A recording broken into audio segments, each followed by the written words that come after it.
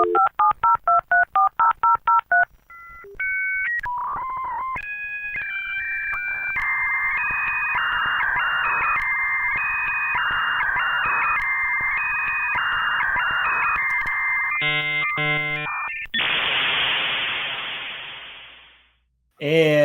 welcome to episode 5 of Internet Movies, Cinematary's first post-episode 500 series. This episode is called Cybercrime, and we're looking at 4 movies, 2 of which are about criminals, 2 of which are ostensibly about cops, though you could maybe say they're about criminals too. Damn, I was ready for you to do the reversal. 2 of which are about criminals and 2 of which are about people using social media. That would have been good.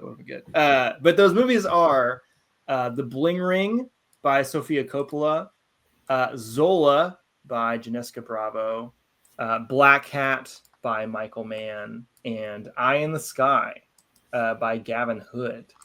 All these movies came out between 2013 and 2020. And I decided not to make a little historical timeline for this episode. Like I said on the last episode, we've kind of caught up to the modern internet for the most part. These movies don't really make a lot of reference to things that we haven't talked about already in previous historical timelines. The big thing that I haven't really spent a lot of time talking about is Twitter with regards to Zola. But I don't know how to tell the history of Twitter. I feel like, you either know about Twitter or you don't. But maybe we'll get into some of the specifics on that. Aside from Twitter, there's like a Backpage and TMZ.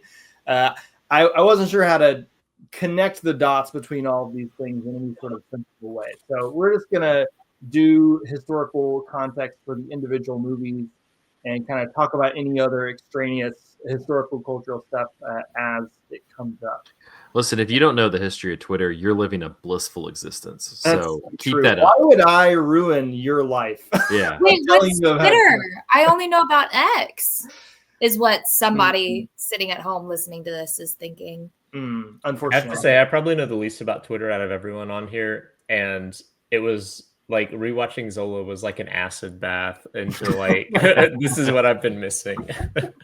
Yeah, Michael was texting about like how annoying he found all the Twitter noises. Dude, it's like every minute. And like it like barely registered to me, honestly. But we'll talk about that. It's better now. The X noises are just, Does X not? I guess X wouldn't use the Twitter sound. What do they call the X post? No, it's just like Zig Heils. Like it's just not. That's the notification. Do they still call them tweets or what? What do they call the X posts? They call them X's. They're X's? I'm Xing. I had an X thread today. I'm Xing. Yeah, no. Okay, well, let's go ahead and jump in to our first movie. Well, who are you joined by? What's that? Oh, just some eyes. I'm such a bad host of Cinematary. I'm so sorry. My name is Andrew Walter, and I am here with. Well, somebody's a bad participant. Yeah. All right. Zach Dennis. Michael O'Malley. Wow. We'll fix it in the edit, I'm sure. Yeah, we'll leave it in. They just need to know how rinky-dink this thing is. I'm professionals, damn it. Glitchy what are you talking about? So if I didn't come through, I said I'm here, but this is only my 5th episode of Cinematary, people. It's okay, yeah. We've only done 500 of these. It's a steep learning. It is. It's exact 500. No, I'm just kidding. It did. Yeah. Yeah. Go ahead. Girls, time for your Adderall. You know. It's my homie Mark. Hey. Hi, I'm Nikki. This is Sam. Hi. Oh my God, that's Paris Hilton. It's Kirsten Dunst. I just think we wanted to be a part of like the lifestyle that everybody kind of wants. Hey, I can be the answer. I'm ready to dance when the vampire. Paris Hilton's hosting a party in Vegas tonight. Where does she live? Do you think we could find a way in? I don't know. Come on, let's go to Paris's. I want to rob. I was in the 212 on the uptown. And Awesome. you know what's up, or don't Oh you? my God. I'm a rude bitch. That's a cute dress. Did you get a new dress? We had so many beautiful things. Oh, go break. I bet you want to. Ladies, He looks hot. I hear helicopters. We're in LA. Don't be such a little bitch. You're stressing me out. Oh my God, are they gone? Police are investigating the connection of the Hollywood Hills burglaries. America has this sick fascination with a Bonnie and Clyde kind of thing. It all comes back to like bad choices. Who you have as your friend. Can't take her dog. But he likes me. I'm a firm believer in karma. And I think this situation is a huge learning lesson for me to grow and expand as a spiritual human being. I want to lead a country one day, for all I know. Did you speak to any of the victims? I've spoken to all the victims. Really? What did Lindsay say?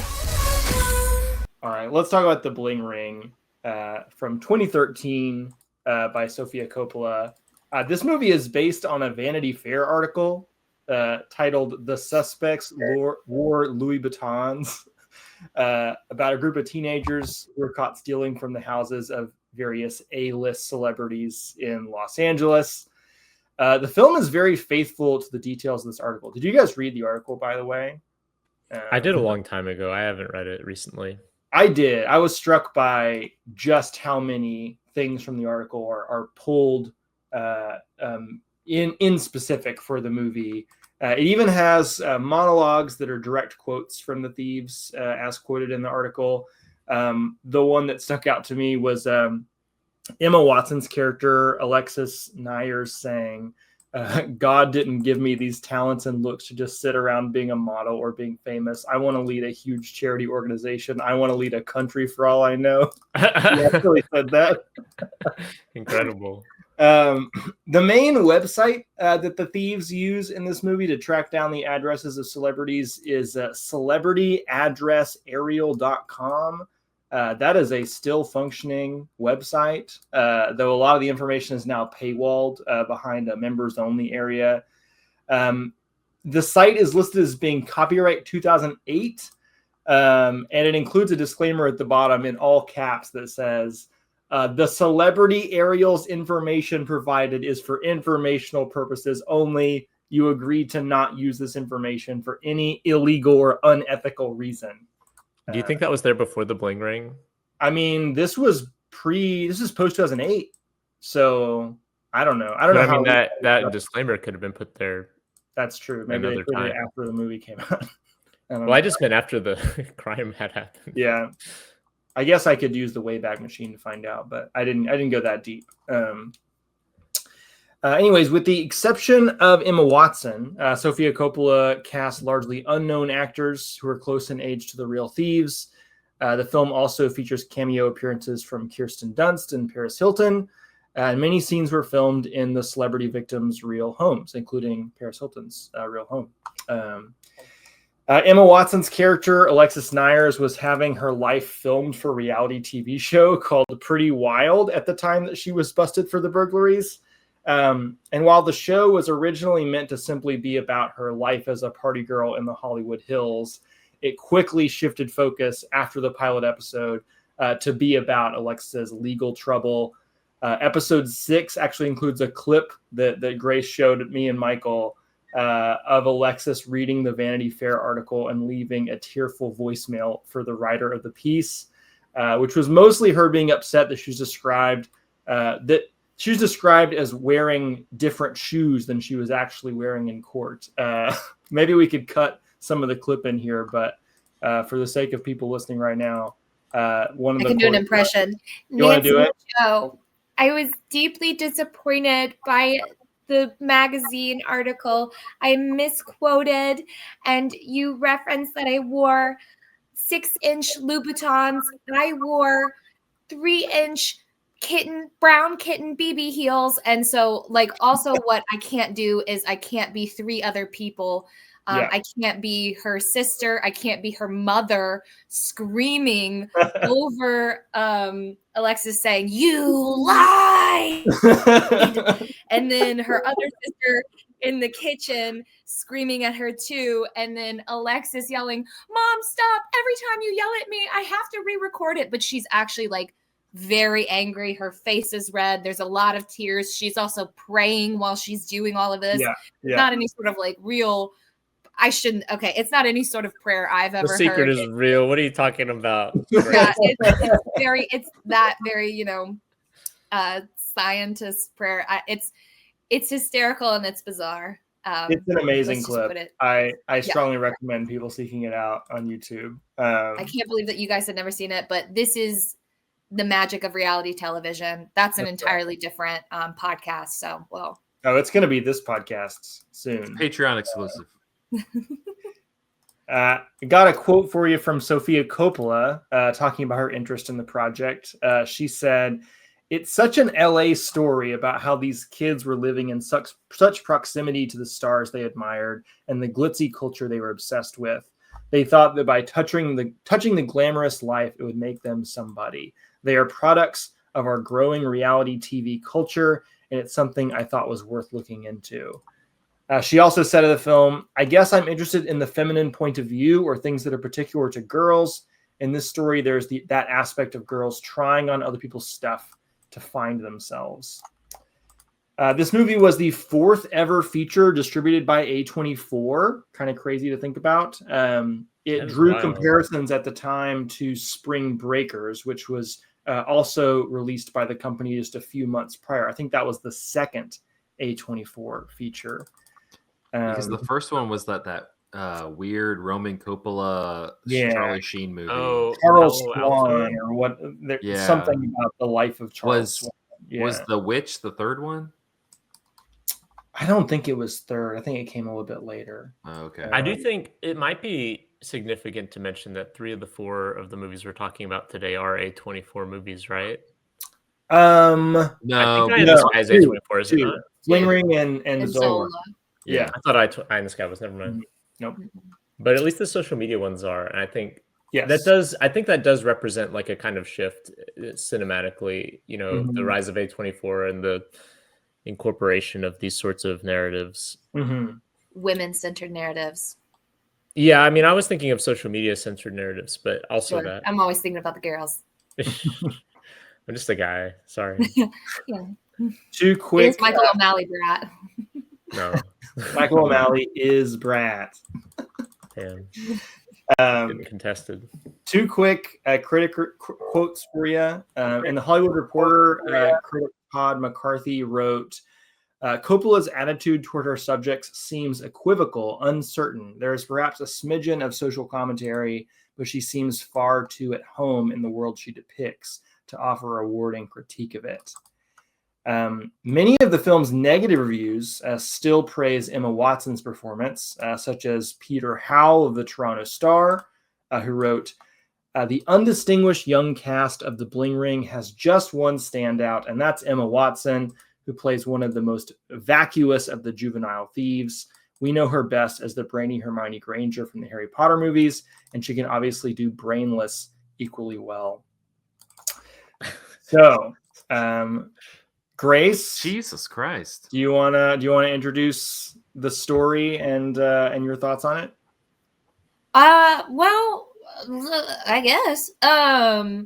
So let's see. When we were watching it together, you were talking about like kind of being raised on this era. So I really come in with a reality television perspective on this, and that is one that I know kind of ruffles some feathers and like doesn't necessarily mix in like a more cinematic or cinephile sort of perspective. Reality TV is like, I don't know. I feel like sometimes reality TV is definitely like the antithesis of like cinema, because it's like, what is reality? But it is, highly produced, and there's a lot of hands on it. And then there are these storylines that are kind of like created at the outset. But anyways, that's, like I said, that's a whole other story. But I have this reality television perspective and this sort of like teen fascination with, or a teen connection to this McBling era. This isn't Y2K. This is McBling, which is like consumerism, mall fashion, Suddenly everybody having cell phones, everybody being obsessed with things that mean something. Like, and I promise I have a point to this. When Sophia says they are products of, and then she continues that sentence, she could have put a period right there. They are products.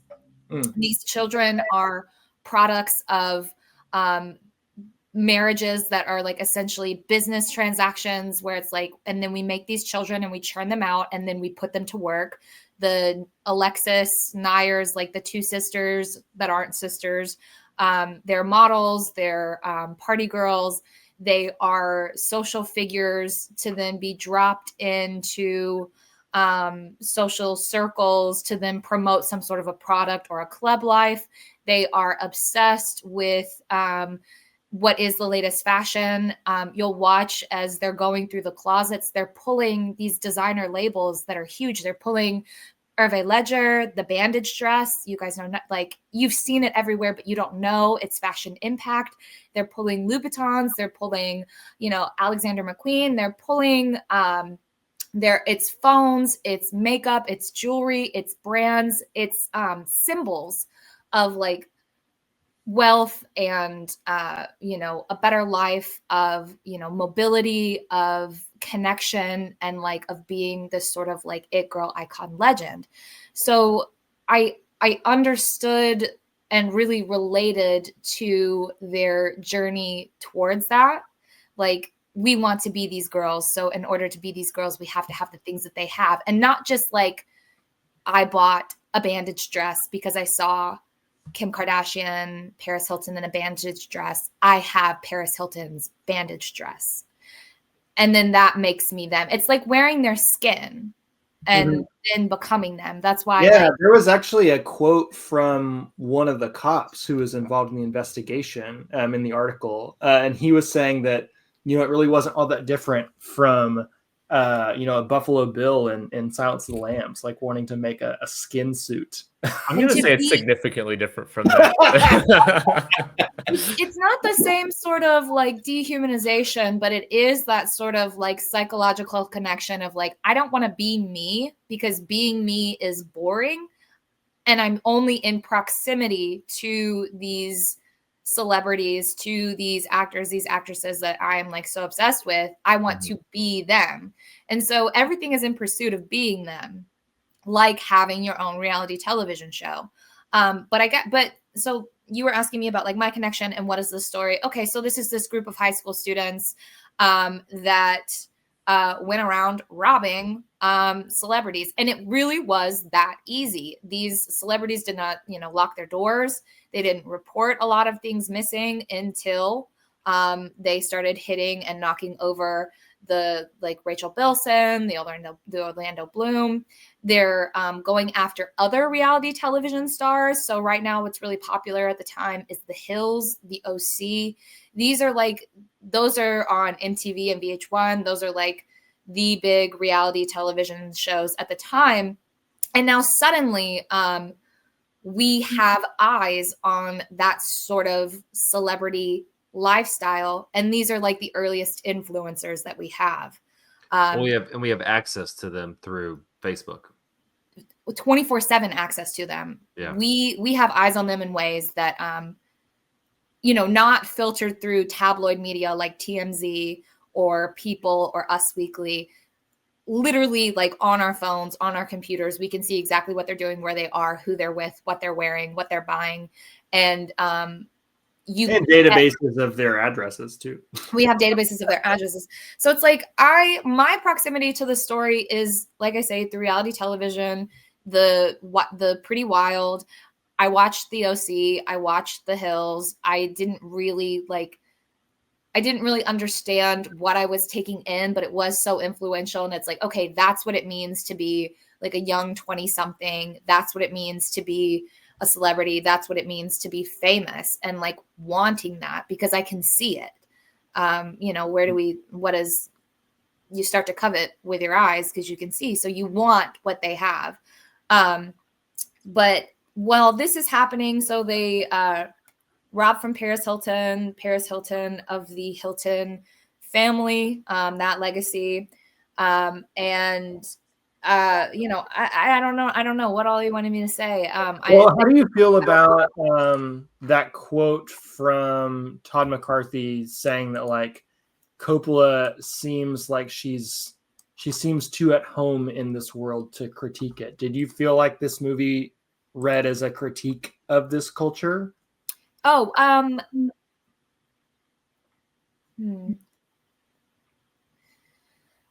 think it could have been tougher, but I think that she is really sympathetic towards these young girls. The sort of life that they're raised in and this sort of proximity to fame. I feel really bad for these girls because like they all have like such a privileged life and they really could have had their own unique sort of like claim or rise to fame. And I think that they were just so bored with everything around them. They're so vacuous and empty. And they have zero parental oversight. And like it doesn't really seem like they're actually friends with each other, that it's just you're nearby, so we're friends. Like they share in all of the like social things like clubbing, music, fashion, but I don't think that they were actually friends. So I think that she is very sympathetic towards these girls. And I think that the like strongest criticism for this world comes from like the disparity within the like wealthy elite. Like we were talking about how Paris Hilton's house is fucking Paris Hilton's house. It's enormous with these giant closets and her face plastered everywhere. Yeah, her face plastered everywhere. And then we see some of the other celebrities' homes and they look regular, like they have some nice things, but it's kind of here and there. They have just arrived as celebrities. They don't have like a family name and a legacy underneath them. They're just starting to make a name for themselves, but they're still the celebrities and they're still the it girls that these girls want to be. But those people are actually the closest in celebrity proximity to these high schoolers. And then Paris and Lindsay being like these white whales.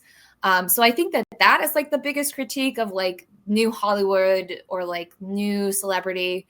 Well, and it's you not also necessarily scathing, but yeah. Well, you talked about like how like a lot of these relationships in terms of like their parents are like transactional, like it's not like romance, it's like transactional. And I feel like a lot of the going back to what you were saying about the different friendships, like those are transactional too. Like different people have different access to things. You know, they talk a lot about Mark, you know, his dad's, you know, some kind of producer or whatever, owns like a studio, So he's you in know, the kind business. of thing. She's Yeah. so excited with that. You know, others like have access to like clubs and money, like, and so like, yeah, they're not actually friends. It's very, you know, it's just like it's like generational transactions. It's just like, you know, they went from their mom and dad kind of being a transactional relationship to all their relationships are now transactional. And it's like moving that from what the status was of their parents' generation to now the new generation where you have social media, which just at this point, like this Facebook and this was so quaint and like kind of funny because it was just like, oh yeah, Paris Hilton's just gonna be like, yeah, I'm in Milan for 2 weeks for some fashion thing, and you could just see that on Facebook, and then they're like, oh, we can go to her, you know, and find her address. The copyright-free Facebook equivalent that is called Mark. Yeah, Mark with a C too. Yeah. but it's just like so accessible, and so yeah, like it's like the same. They're learning from their parents in terms of relationships, but they're also starting to wield this new power of social media, which makes everything just so like lifeless and inhumane because it's now you're trading with accounts rather than humans. I think also go ahead. I was going to say, speaking of learning from their parents, one of my favorite scenes of the movie is the like homeschooling scene where the mom brings out like a little poster board with a bunch of pictures of Angelina Jolie on it to talk about. Vision board. It's not a poster board; it's her vision board. It is a vision board. Her vision She's going to manifest. We're learning about character development by talking about the character embodied by Angelina Jolie, and you know that is interesting for all of like 10 seconds before these girls are, you know, ready to Well, and also she asked what about Angelina Jolie, like what about her character is appealing to them, and they just like her money and like Her husband. her husband, and like things like that. And she, the mom is like, well, those are not character qualities, and trying to like talk about like her philanthropic work or whatever, but clearly like that's I what don't know, the like values too.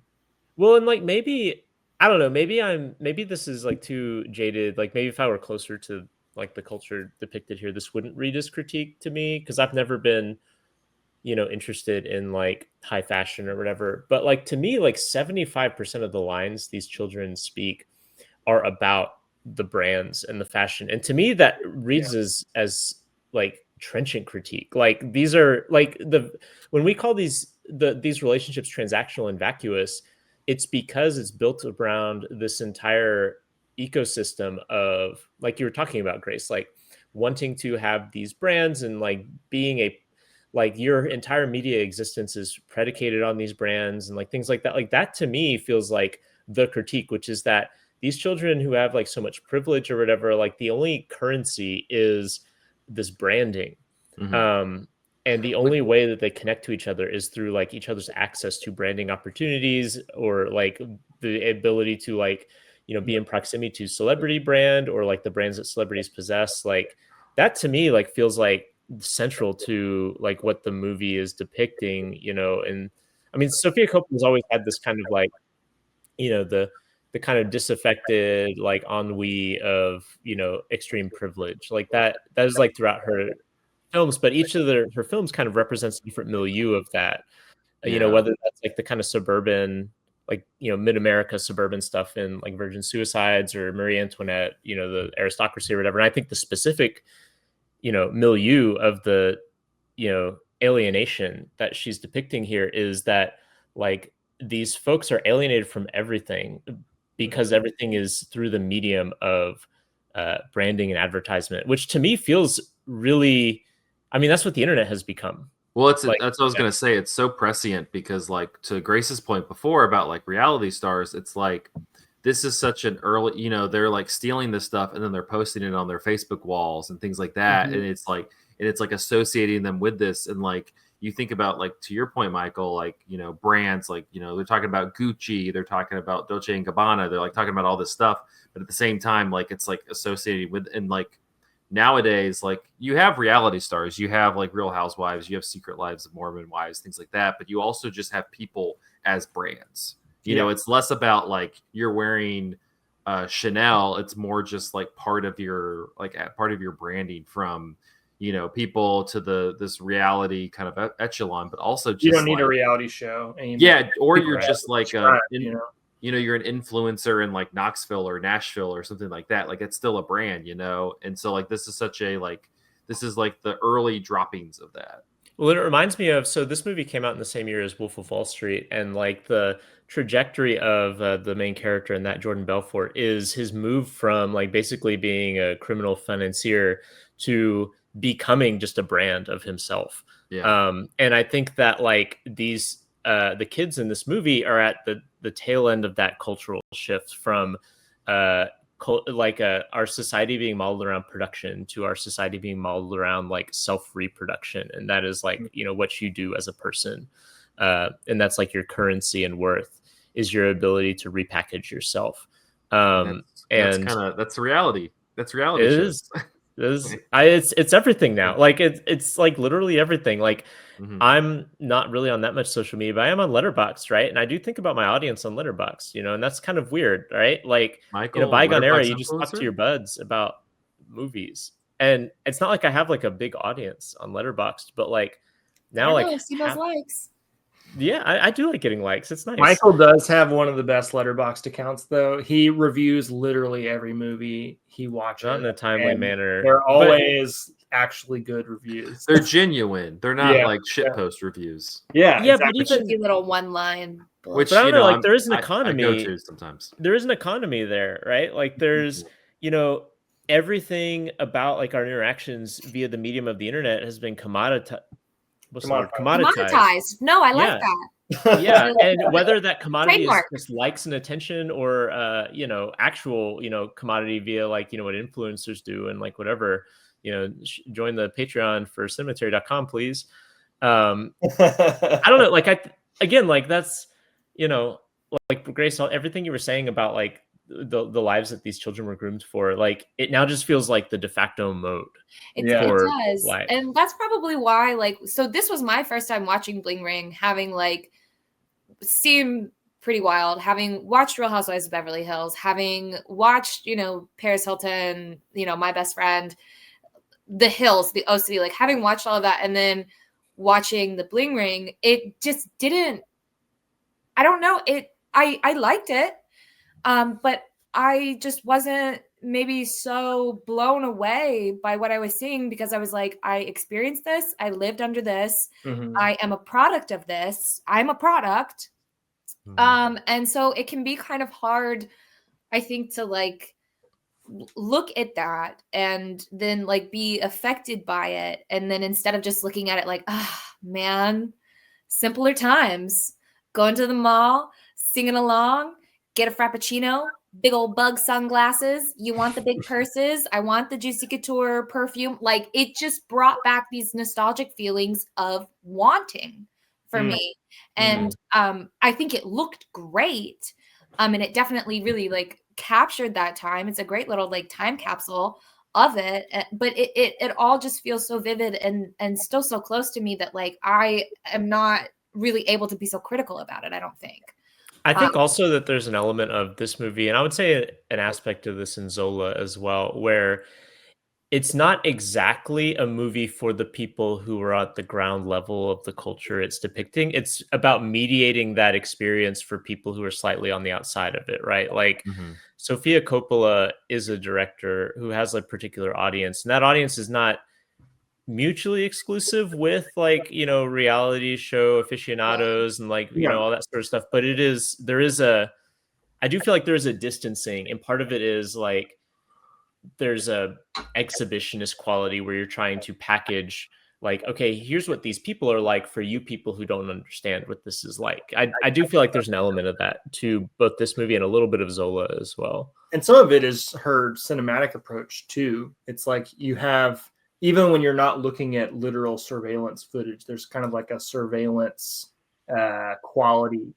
What's the shot? I can't remember whose house they're robbing, but it's like the best shot in the movie where it's like an extreme long shot of a house that's basically a glass cube, and you see them like going in and out of the rooms. That's exactly what I was thinking about. That's Adina well, anyways, it's one of the honeys from The Hills. It looks like it's like a Sims, like you're playing The Sims or something. Yeah, you're looking at like a video game. Yeah. It's such a different movie, I feel like, among her movies though, because like she really kind of like it seems like she kind of leans back in this one and lets it play out more. It doesn't feel as like carefully curated. It's kind of like she leans back and kind of lets things go, which is interesting. This one feels of a piece with her movie Somewhere, which I think is one of her more underrated movies. Yeah, it's really good. They're both like literally about people living in Hollywood, but kind of on the outskirts of the actual industry, right? So there is a certain element of like, lived experience that I feel like is shines through here. That is, she has more of kind of like a metaphorical kinship with people like Marie Antoinette or Priscilla Presley or whatever, Grace, you were gonna say something? Oh yeah, I really agree with that, Zach, because it does feel it's like it's less about how everything looks. Like when I think about Sofia Coppola, like one of my favorites is The Beguiled, and it's beautiful, and everything is really carefully arranged, and every shot matters, and everything has a look to it.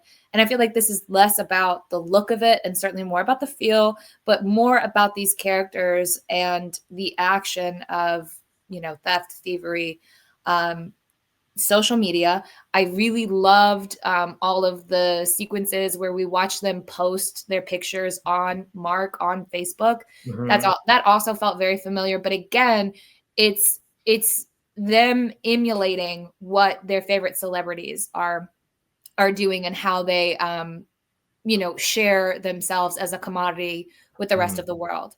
So, just cosplaying or pretending to be internet famous celebrities via social media. So this feels very internet to me in a way that some of the other films don't. No, 100%.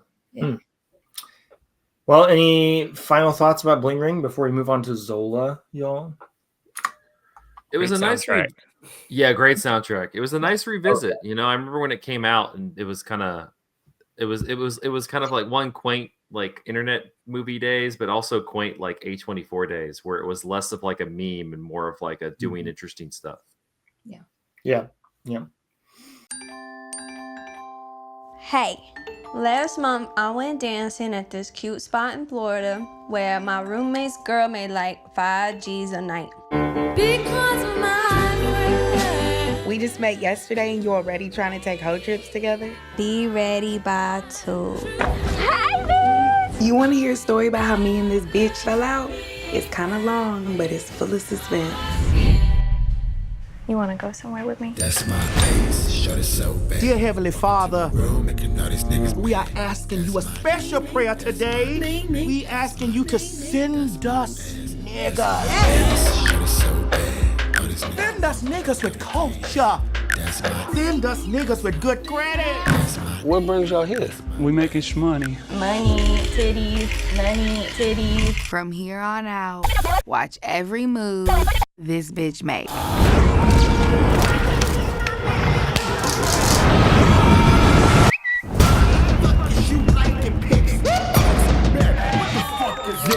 This bitch with a nappy ass hair was up in my face. Word.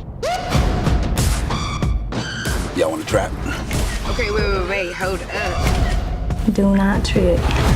I got you, girls. A real nice spot. This is messy. You are messy. Your brain is broke. Is this what you came here for, Zola? Do it look like I came for this? Look at all this money you made. I'm so proud of you.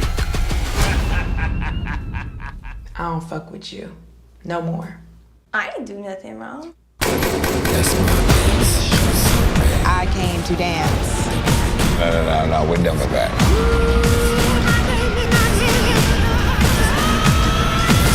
Why you on my Twitter? Why you on my Facebook? Why you on my Tumblr? Why you DMing me? Sis, why you tagging me in photos? You don't even fuck with me. Sis. Let me know. Sis. Let me know. Yes, sis.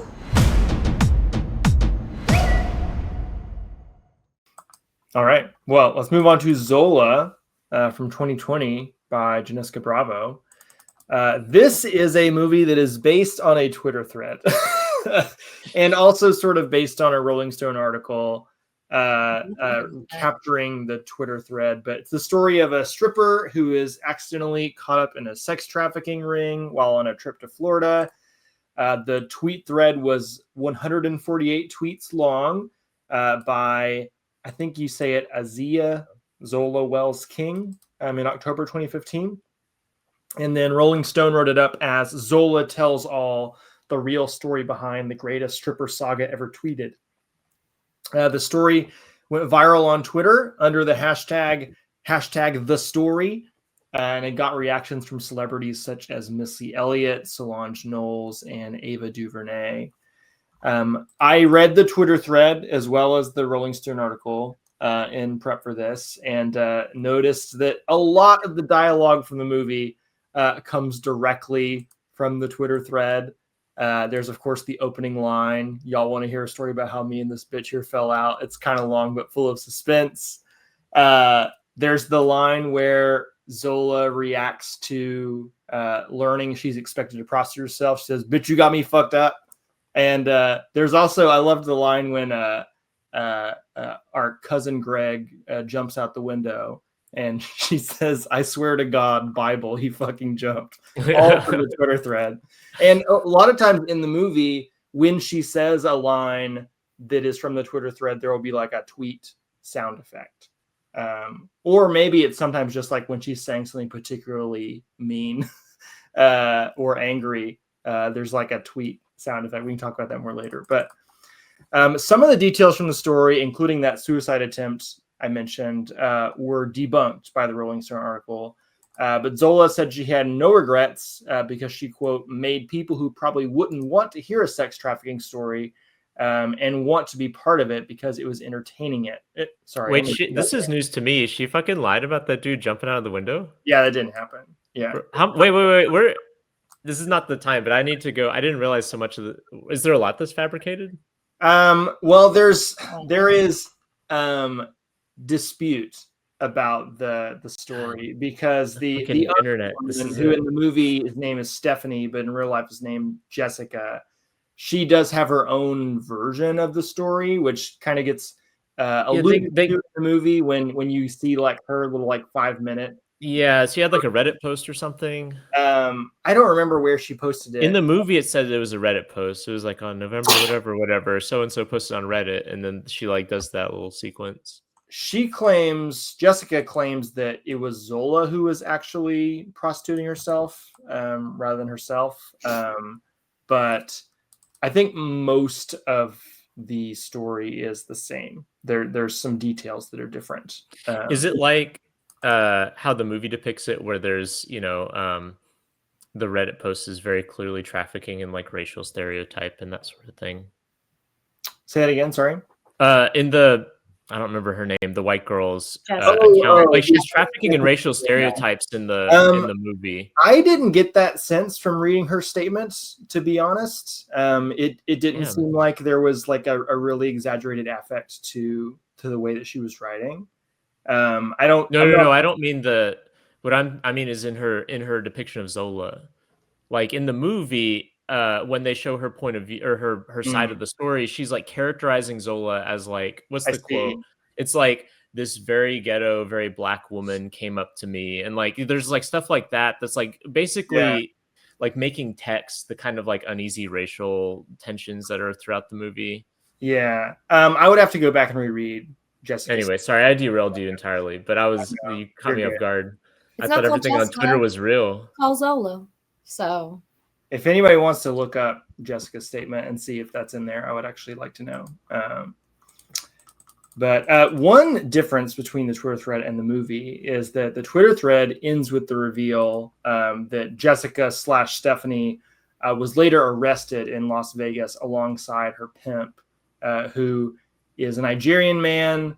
There's no way in the world I'm going to be able to pronounce his name. The Rolling Stone article and Zola herself refers to him as Rudy.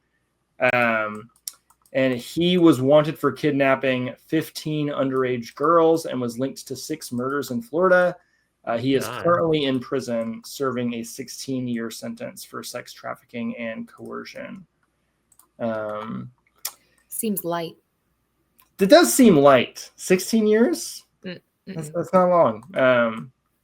Anyways, Jessica does accept some responsibility for what happened. In the Rolling Stone article, she's quoted as saying, I was helping other girls be put into that situation. And as someone who's been sexually abused, why would I do that? All I can say is that I was literally brainwashed by Rudy. If even one girl looks at this and says, this can happen to me, I need to change, then it'll all be worth it in the end. Looking back on the Twitter thread, Zola said, honestly, the thread itself changed Twitter.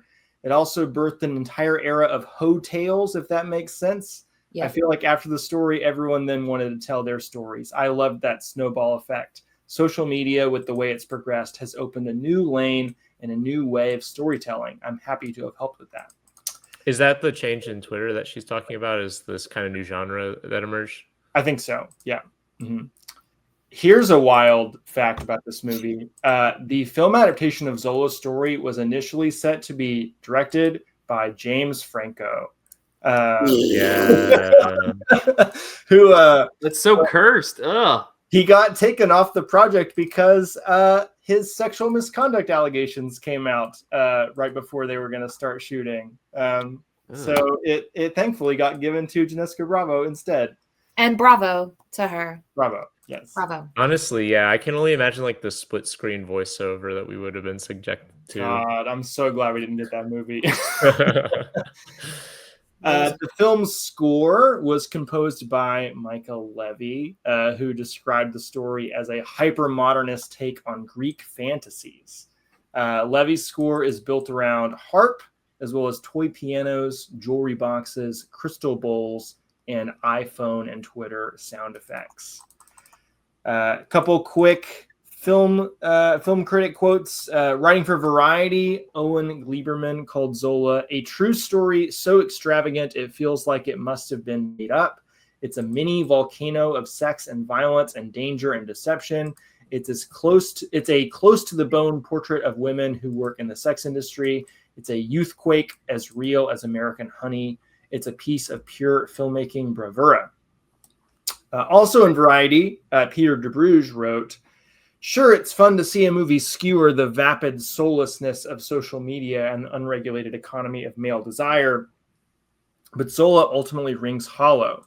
The actors are fearless, and yet, how much do we know about these characters in the end? The answer, something of their values, but almost nothing of their lives." So yeah, anybody want to? Can we get one more review from a old white man real quick? Apologies. Who wants to get started talking about Zola? Okay, so I also remember reading the Twitter thread of this on Tumblr. Okay. This is I think that's a interesting little piece of or added caveat of internet and social media is the exchange of social media posts to different social media platforms. Five websites screenshotting the other four. Yeah, it was a Twitter phenomenon that then was put onto Tumblr, and then you could read it there if you didn't have a Twitter. Certainly a Reddit post, and then there's all of these other social media platforms that are referenced throughout. It's Twitter, it's Facebook, I read it on Tumblr. There's Backpage. That's something very shady that we can get into. But I remember that it was the first tweet was so memeified, and that if there was any sort of fictional characters in fandoms where they had a falling out, people would comment "You want to hear about how me and this bitch fell out?" It's so it had this sort of it was the hot internet moment. And I also think it's very cool that you mentioned in your fact sheet that it's very prominent with Black musicians, artists, and entertainers. Missy Elliott, Solange Knowles, and Ava DuVernay. Those are this is a Black woman's story that gained incredible traction that halted the internet for 148 tweets. And extremely it resonated with a lot of women. You mentioned how suddenly they start telling their host stories. This is a very unique experience that is then it put a spotlight on women, on people, on an entire industry in such a way. And then that happened in 2015. So this comes out 2020. So 5 years in the making, 2020, 2021. And it was delayed for a year because of COVID too, that the release of it was. We had a lot going on at that time. That's true. So I also it probably would have done well as a you're at home COVID watch. I don't know. Yeah. But we just had a lot going on. But I remember seeing this in theaters, and I remember kind of just thinking man, I remember reading that thread. I remember laughing, and it the thread itself being I don't know, I don't know I don't even remember how old I was. So it was 2015. Okay, 17, 18. And it didn't have any sort of effect on me because I'm reading about this person's story through social media. So it's already been distilled and watered down. And so then to watch the film, I'm holy, what the fuck was that?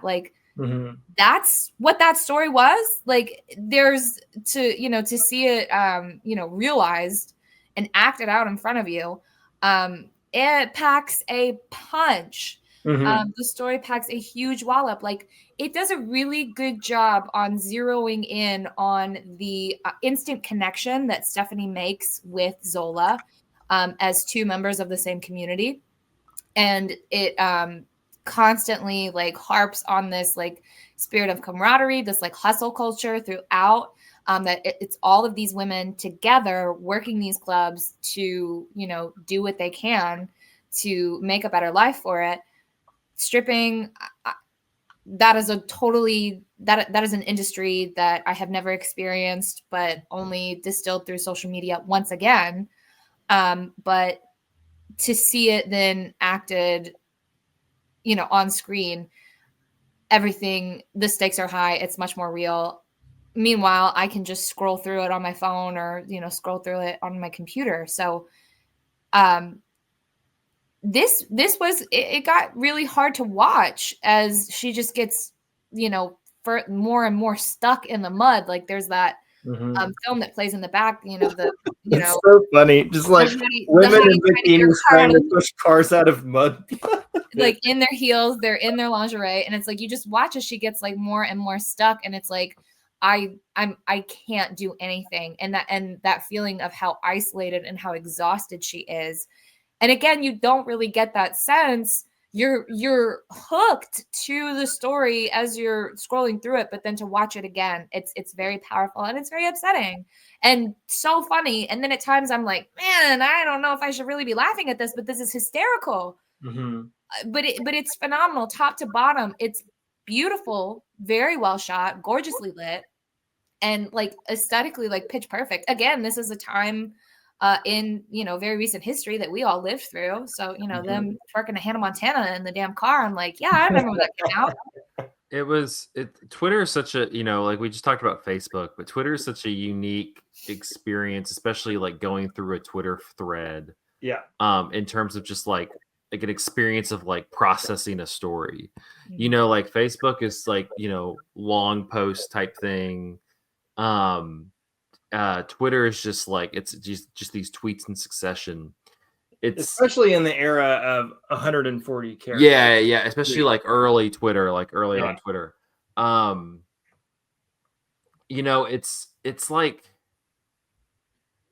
there's like to me like there's a lot going on in this movie because it's like you're trying to kind of capture the veracity of like how quick the story is going and like just like the boom boom boom boom boom, and that's tough because like in a movie you need like this connective tissue, while with Twitter like you can kind of just you keep the story going but you can kind of jump and you don't have to like, you know, I don't know, like there's so much parts there's so many parts in this movie. I really agree with you, Grace, on like how like well it's shot, but there's also just these like these unconnecting tissues in this movie, especially like the ending of this movie, that I just kind of like it just shows kind of the like how a bit limited Twitter is at like telling a story, at least a full picture of the story. You know, like Twitter can tell a story, but it's not going to ever give you the full picture. It's not like you're going to see like be able to capture something like that. And I think that Janixa Bravo does like probably the best job you can at doing that in this movie. But it also just shows like how, and I bring that up mainly because it's just like, hey, this is a form of like information, like people taking information that they do daily now. I mean, it's X now, but like that's how people like get information through like X threads or Twitter threads or whatever. And it just like there's just so much left like unsaid in it that it's just kind of like it's a weird experience to watch the movie, if that makes sense. I do think that the movie acknowledges that, like the limitedness of, you know, somebody's Twitter thread story and how that is confined to their own perspective in the way that it does give you the flash to like at Stephanie's story near the end of it. I do think that we're supposed to think that Zola's story is, you know, far more true than Jessica's story, but just the introduction of the idea that we could have an unreliable narrator, I do think complicates it a little bit. Yeah, well, not only just an unreliable narrator, but like just stuff is captured in a Twitter thread differently than like not just like a full on like a feature film, but also just like film in general. Like they're just it's just two kind of different things. It's strange. Well, And and go ahead. I don't know. As someone who is never on Twitter, and it has always been like something I just dipped my toe in when I had to. Like, I honestly hated Twitter threads. Like, I always did the little thing where you could make it like just a readable paragraph instead because I thought the format was so irritating. So like, this is not. I'm not coming from a place of like native like understanding or whatever. It's always been from the outside looking in. But like the limitations of what makes Twitter interesting, like you guys mentioned, the limited characters and all that sort of stuff, like that is an interesting like formal thing.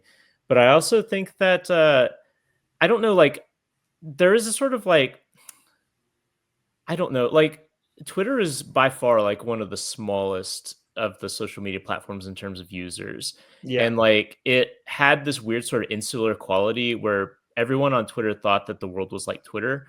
When in reality, They still just think Twitter that. was like Twitter and the people on Twitter were like Twitter. And so I think sometimes like when I hear about like Zola talking about like, oh, but I introduced all these people to like the story of human trafficking and stuff. And I'm like, when I went back and read the thread, it's like this is a comedy bit. Like this entire thread is like, you know, like it's for outrageous like attention. Like it feels like it's for clicks. Like I know you don't have clicks on. It's to be shared. Like it's engagement. it's designed to be engaged with. And Yeah. so there's something about the format of Twitter that makes this weird distancing effect where it's like you can be depicting this like horrible suffering, which the thread does do, but because it's in these little bits, it makes it this fractured, disjointed thing where like you can kind of like isolate out like the kind of human suffering and it just becomes like jokes. Like the dude fucking jumping out of the window is a punchline. And I think like honestly, like the Jessica character is kind of a punchline and that's, to me, that translates into the movie. Like I think a lot of that like gets replicated in the movie where it is more sobering than the Twitter thread, which I thought the Twitter thread was very entertaining when I read it. But it's more sobering than the movie. But there is also that flippancy that is that I associate with Twitter. And I have misgivings about that. And I also feel like to say that this is highlighting human trafficking, like maybe that only makes sense to someone who is in Twitter land. Because to me, it feels like taking the story of a human trafficking ring and making it into an outrageous like yarn.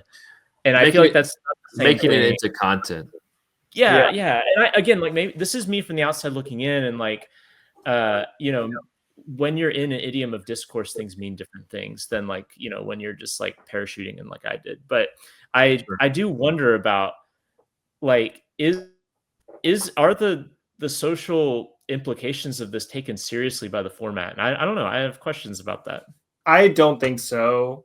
And I think that Twitter, one thing that I like about this movie that it captures something elemental about Twitter is that it's just like a platform designed for people to yell at each other.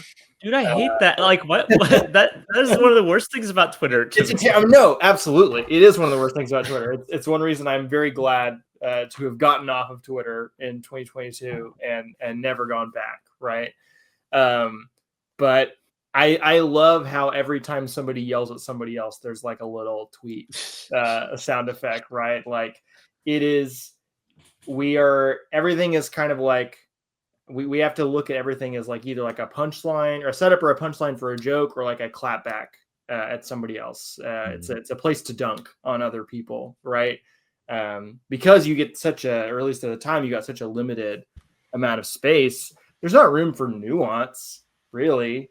It's just making some sort of outrageous inflammatory remark and moving on with your day as if, you know, there's no impact of that. I do think there's something to be said for, I mean, I actually think the movie puts a much stronger, like kind of moral, sociological gloss on it than the Twitter thread does. And I think some of that is simplistic. After having read the Twitter thread, like the movie really heavily plays up like the racial tensions, which I think is like fair to play up. But like one of the interesting things about the Twitter thread is that it has no there is no judgment except for the rage of the protagonist, the narrator, toward this, having experienced this, and the kind of incredulity of having experienced this, which I think is like a really interesting narrative point of view that the movie doesn't exactly adopt.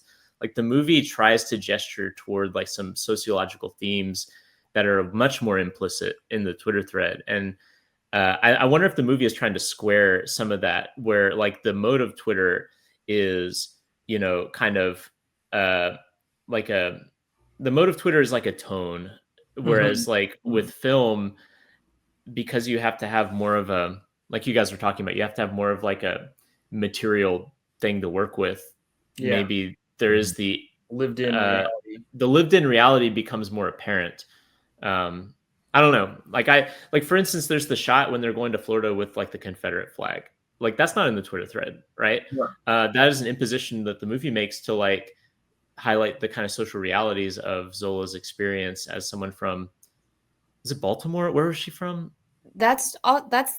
Is that not the state flag of Florida? Like, I don't think that's exclusive. Confederate flag? No. The state flag of Florida is different, isn't it? No, it was like.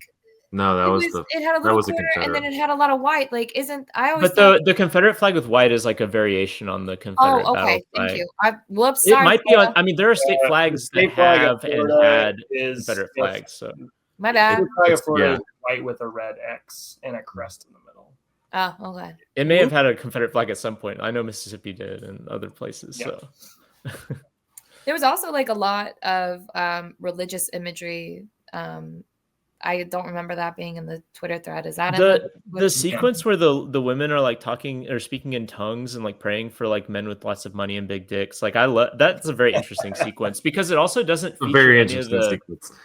No, but it also doesn't feature any of the principal characters of the movie. It is purely like a local flavor basically, and I think that's like fascinating that they chose to put that in there. And it's very, I think it's very predominant that you went from not just like a white man, but like James Franco directing this movie to a black woman. And can you imagine that scene directed by James Franco? Like mind boggles. You get it wouldn't be there. Yeah, like you get like you can tell that like they're working mainly off of Zola's retelling of this event because you feel much more like you get more out of Zola as like a person and a character over anybody else.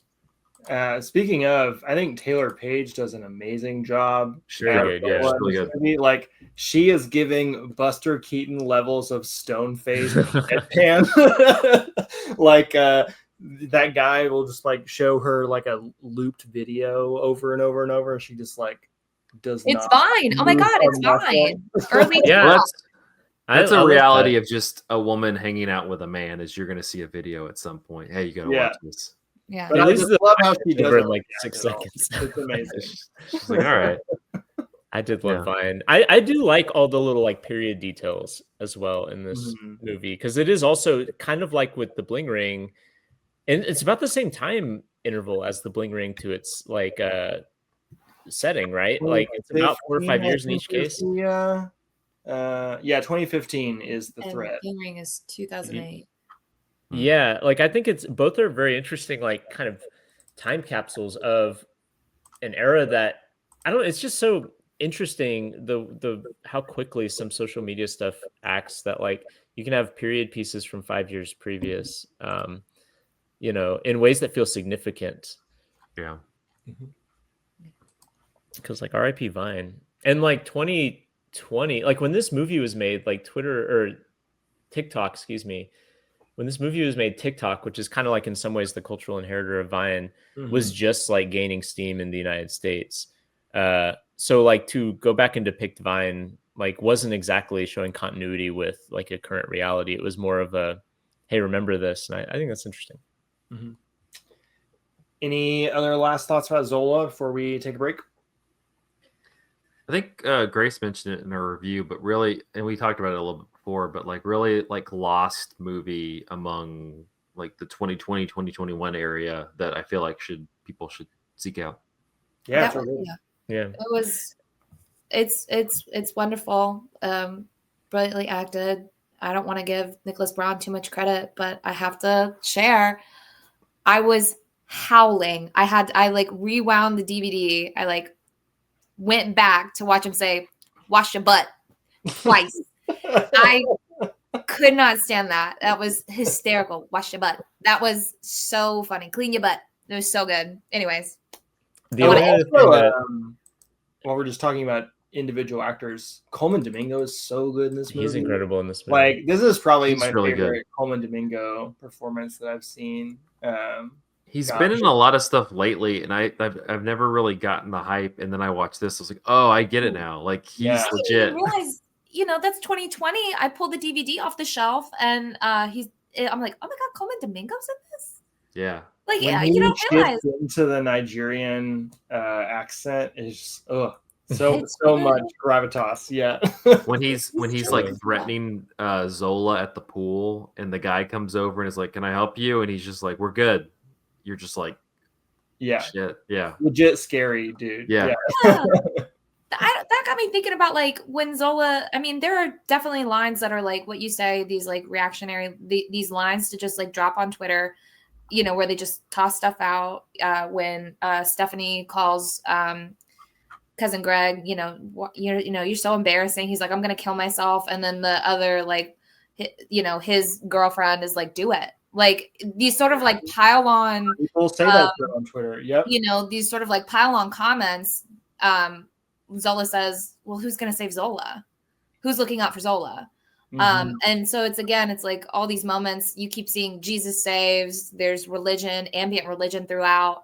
And I was just thinking about how like, going all the way back to the human trafficking thing, like if I can, raise awareness about human trafficking, then I've done something good. But it's so interesting how these sort of things like fly under the radar. We don't really notice them when they're happening. And then the moment you try and intervene, we're all too scared to like do anything. We don't know how to interact or like navigate those spaces.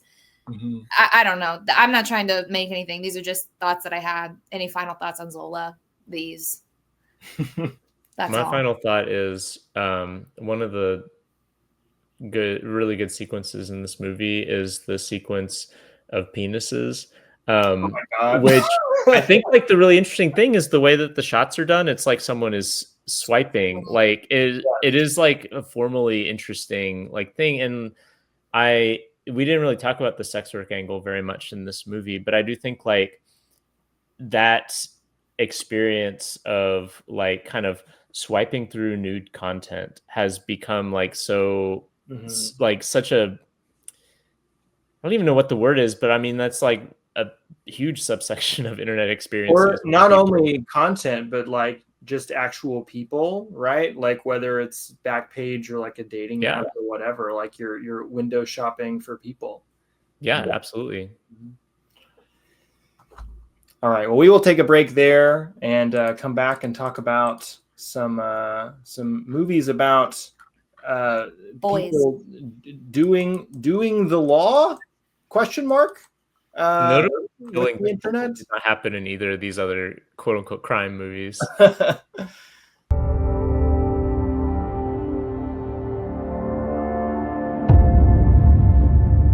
moment you connect, you lose control. I can target anyone, anything, anywhere.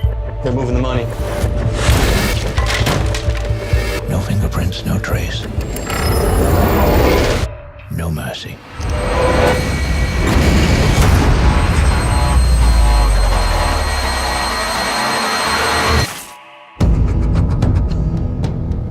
What do we know about this guy? Cybercriminal blew a reactor at Taiwan, and that's just what we know about? To catch this guy, we're gonna need a Blackhat hacker named Hathaway. He's a genius coder serving 15 years. If you want my assistance, I want you to commute my sentence. You have any idea how much progress you're gonna make on a strike this complex without someone like me? Zero. This isn't a negotiation. Well, I just made one. This is the code section right here. It looks incomplete. He's still writing, but what for? The guy we're working will take out a city and not think twice about it. Don't evoke 9/11 on me. Stay down! China, now Chicago. This is only the beginning. Is he political? Any terrorist declaration? No claim, no statement. What does he want? This isn't about money. This isn't about politics. To you, this is all just a game. A virtual world. You were never in the game. Whatever's next is right in there. Can you crack it? Isn't that why you brought me here? You get discovered, you're dead meat. Do you know what your guy did? He hacked into the NSA and defense. Bring him in. You have to run. I'm gonna stop him. With a guy this dangerous, it's all about if I can get close enough, fast enough. You're no longer in control.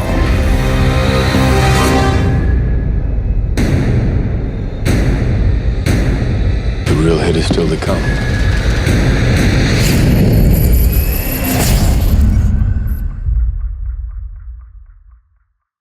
Welcome back to episode 5 of Internet Movies, Cybercrime. In this half of the episode, we were talking about movies about cops and the U.S. government using the internet for various purposes.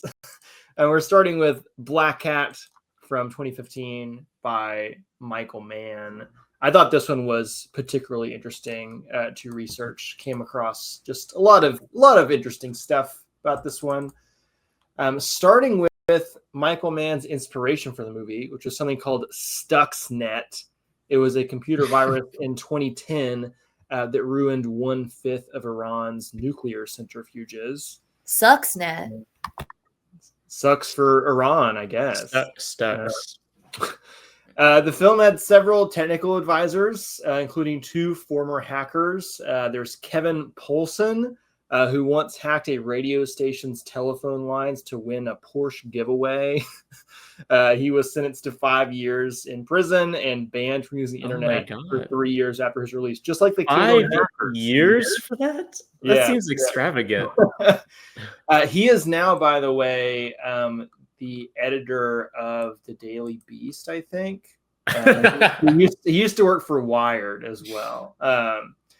Another technical advisor, former hacker Christopher McKinley, who famously hacked OkCupid to make his profile more attractive to women, which I feel like is the most computer hacker. Wait, what does that even mean, though?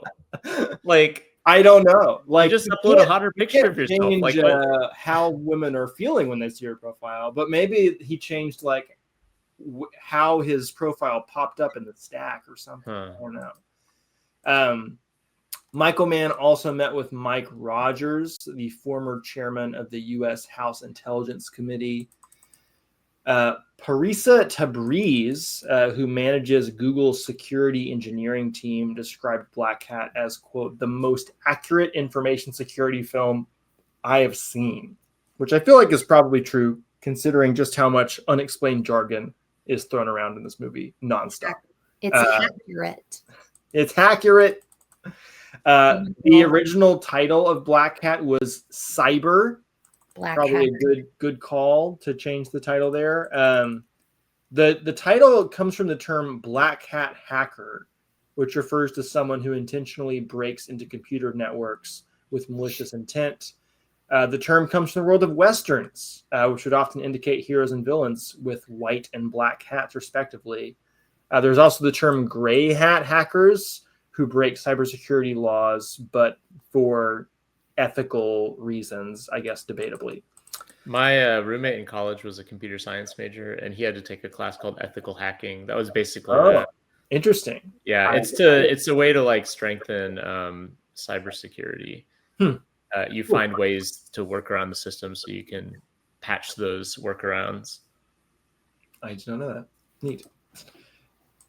This was Michael Mann's first film to be shot entirely with digital cameras, although he did primarily rely on digital cinematography for his previous movies, Collateral, Public Enemies, and Miami Vice. The score was supposedly composed by Harry Gregson Williams and Atticus Ross, but I say supposedly because Gregson Williams later posted on Facebook that the final edit of the film contained almost none of his music or Atticus Ross's music. And he later deleted the Facebook post with no explanation. Related to this, Michael Mann once made a post on Quora Some random person asks, how do directors decide what composer or composers to use in their films? What is that process like? And so Michael Mann just logged on Quora and answered that question. He said, in the end, it's the film that dictates and my vision that dictates what music is used and how. If a composer wants to have their music stand alone, they should be recording artists and let their work contest itself in that arena. Maybe some shade at Harry Gregson Williams there. He's also just a weird dude, Michael Mann. He does seem like a weird dude. There's no way he's not a weird dude. Or a power user too, apparently. He's definitely a Quora power user. Michael Mann did a director's cut of Blackhat, which I have not seen. Did any of y'all watch the director's cut? I've heard it improves the movie, but I don't know. I've seen it before. It like adds some stuff back in. Okay. I'd like to know your thoughts on it once we get into it, Zach. I have not seen this. It was not available for a very long time. It screened at the Brooklyn Academy of Music in 2016, and it played on FX in 2017. I feel like it's like the equivalent of making a Quora post. Yeah, I remember this was a big event on film Twitter when the Blackhat director's cut played on FX. I want to say it was the critic Neil Bahadur like ripped it and like did an edit and shared it online, but I did not watch it back then. It was released on home media by Arrow Video in 2023. And supposedly, from what I've read, the biggest difference between the theatrical cut and the director's cut is the timing of that nuclear reactor scene, which opens the film in the theatrical version, but it's actually placed in the middle of the film in the director's cut. Is that accurate, Zach? Do you remember? I don't remember. Why would they put it in the middle of the movie? Yeah, that's a really strange choice. Yeah. So then, what does it start with? Does it start with? It starts with hacking. Some like stock trading stuff. I don't know if it's the soy features or a different stock trading scene that was added, but I think, just more Tang Wei. Giving people what they want. This movie opened on the same day as American Sniper. Worlds and collide. definitely lost the box office that weekend. This was a bomb. It made less than $20 million, despite costing $70 million. One of the biggest critiques of the film upon release was the casting of Chris Hemsworth. Example of this comes from film critic Christy Lemire in the Chicago Sun-Times, who wrote, "Anyone who makes his or her way in the world sitting in front of a computer screen all day is not going to look as hunky as Hemsworth." That is such a silly comment. Like, I can't believe people in movies are hot. Like, how dare they make hot movies? You don't want to watch movie stars be hot and do movie star stuff? Yeah. That's so funny to me. God forbid a guy who's in prison works out, you know? Michael Mann doesn't cast unattractive people in his movies. No. Just full stop. Also, have you seen any other movies? Like, they're always hotter than their real life counterparts. Very true. Yeah. Film critic Nick Pinkerton wrote an interesting essay titled "A Thousand Unblinking Eyes," which is a history of mass surveillance as depicted in cinema, from the work of Fritz Lang and Henry Hathaway to Michael Mann. Henry Hathaway, by the way, Nick Pinkerton thinks Chris Hemsworth's character is named after. His name is Hathaway in Blackhat. But in the essay, he writes, "If any single filmmaker can be said to have picked up the Hathaway-Lang project of mapping the spiderweb systems in which modern life is ensnared, it is the gearhead Michael Mann, whose filmography offers an abridged history of American surveillance tech as used by law enforcement, embedded within the framework of genre thrillers. Working backward by year of setting from Mann's Blackhat through his Manhunter and Public Enemies, you can find a survey of FBI methodology dating to the days of Hoover." Film critic Niles Schwartz wrote that the books on Hathaway's prison bookshelf serve as the ideological gate key of the film. Those films are, and I'm going to mispronounce some names here, but Jean-Francois Lyotard, his book, The Postmodern Condition, which is about the end of modernist grand narratives. There's Jacques Derrida's The Animal That Therefore I Am, which is about the ethics of animal slaughter. There's Jean Baudrillard's America, which is a biography of nuclear physicists Ernest Lawrence and Robert Oppenheimer. There's Brian Greene's The Elegant Universe, which is an introduction to string theory. And then there is Michel Foucault's Discipline and Punish, wherein Foucault popularized the idea of the panopticon, a prison designed for mass surveillance. Which do you think is such a funny collection of, because it's like all French philosophy and then Brian Greene. I don't know Brian Greene. It's like a popular science book. Okay. And it's, because it's apologizing for string theory. It's kind of, it's good. I have this book. It's good, but it explains like general and special relativity very like clearly, but ultimately it's like all about like proving the legitimacy of string theory, which is like a fairly fringe position. How many of these books are on your bookshelf, Michael? One, The Elegant Universe. You don't have Discipline and Punish? I have Discipline and Punish. I've never read a Foucault book front to back. I haven't read it either. Yeah, there are many books on my bookshelf I've not read front to back, so I guess. Yeah, it's relatable. Okay, last thing. Perhaps the most important review of Blackhat came from the filmmaker and editor Kurt Walker, who recently edited Sophie Rambari's Blue Heron. But he wrote on Letterboxd simply Blackhat. Blackhat. Post. Hell yeah. I remember Darren Hughes saying that that review made him feel old. I'm feeling old. What is? I don't understand. It just, everybody started reviewing Blackhat by just saying Blackhat for a while. What? It was a little meme on film Twitter. I was on Letterboxd. Oh, man, very much do not like remember this at all. Maybe the filmmaker to most benefit from film Twitter's vulgar auteurism. Michael Mann. Yeah.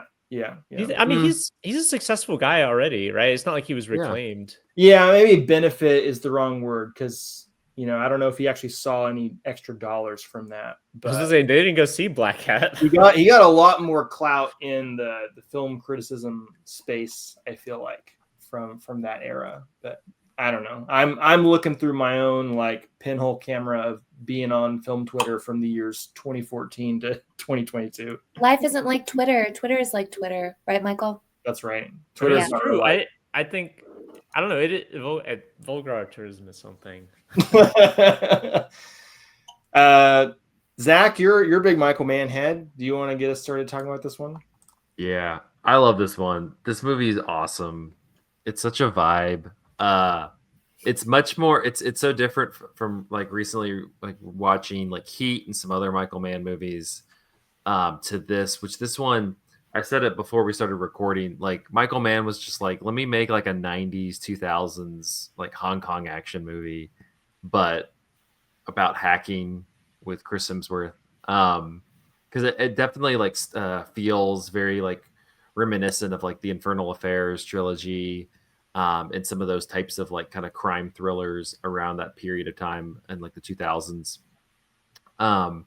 And I can see why it didn't do well. Like it's not a very commercially people movie. Hong Kong cinema has never been like ultra commercial in America, and like this one feels as close as you're going to get from a Western director. And like it's I think Chris Hemsworth's great. It's not like a traditionally like what people would categorize as a great performance, but I think he like embodies this kind of wave that's riding through this movie. It's such a casual like kind of like police procedural or whatever you would want to like refer to it as, because it just kind of floats between Los Angeles to Hong Kong to Jakarta. And like they're just trying to stop hackers, and he's like fallen in love with Tang Wei, as we all are during this movie. And he's like vibing with his friend from college who's also Tang Wei's brother, and he's starting to like kind of vibe and get along with Viola Davis and Holt McCauley, who are his two like federal agents who are with him. And it never feels like it. Like it feels like it has like an immediacy to it, but it also feels like it kind of flows in this like middle ground, which I think is very like true to like what you see in this movie. I love the opening sequence when you have like the wires, and The you're opening watching. sequence is amazing. It's incredible, and you're watching like the hacking bot go through the wires, and like, but I think that's important because it's like it creates this like tangible quality to this thing, because, and I think that he like kind of holds that true, because if it was just like, it's not cinematic if you're just kind of following it like you're following it, I think of like stuff like The Social Network, that's like trying to kind of connect the internet, like the internet experience into like a tangible thing that you can kind of feel for a cinematic narrative.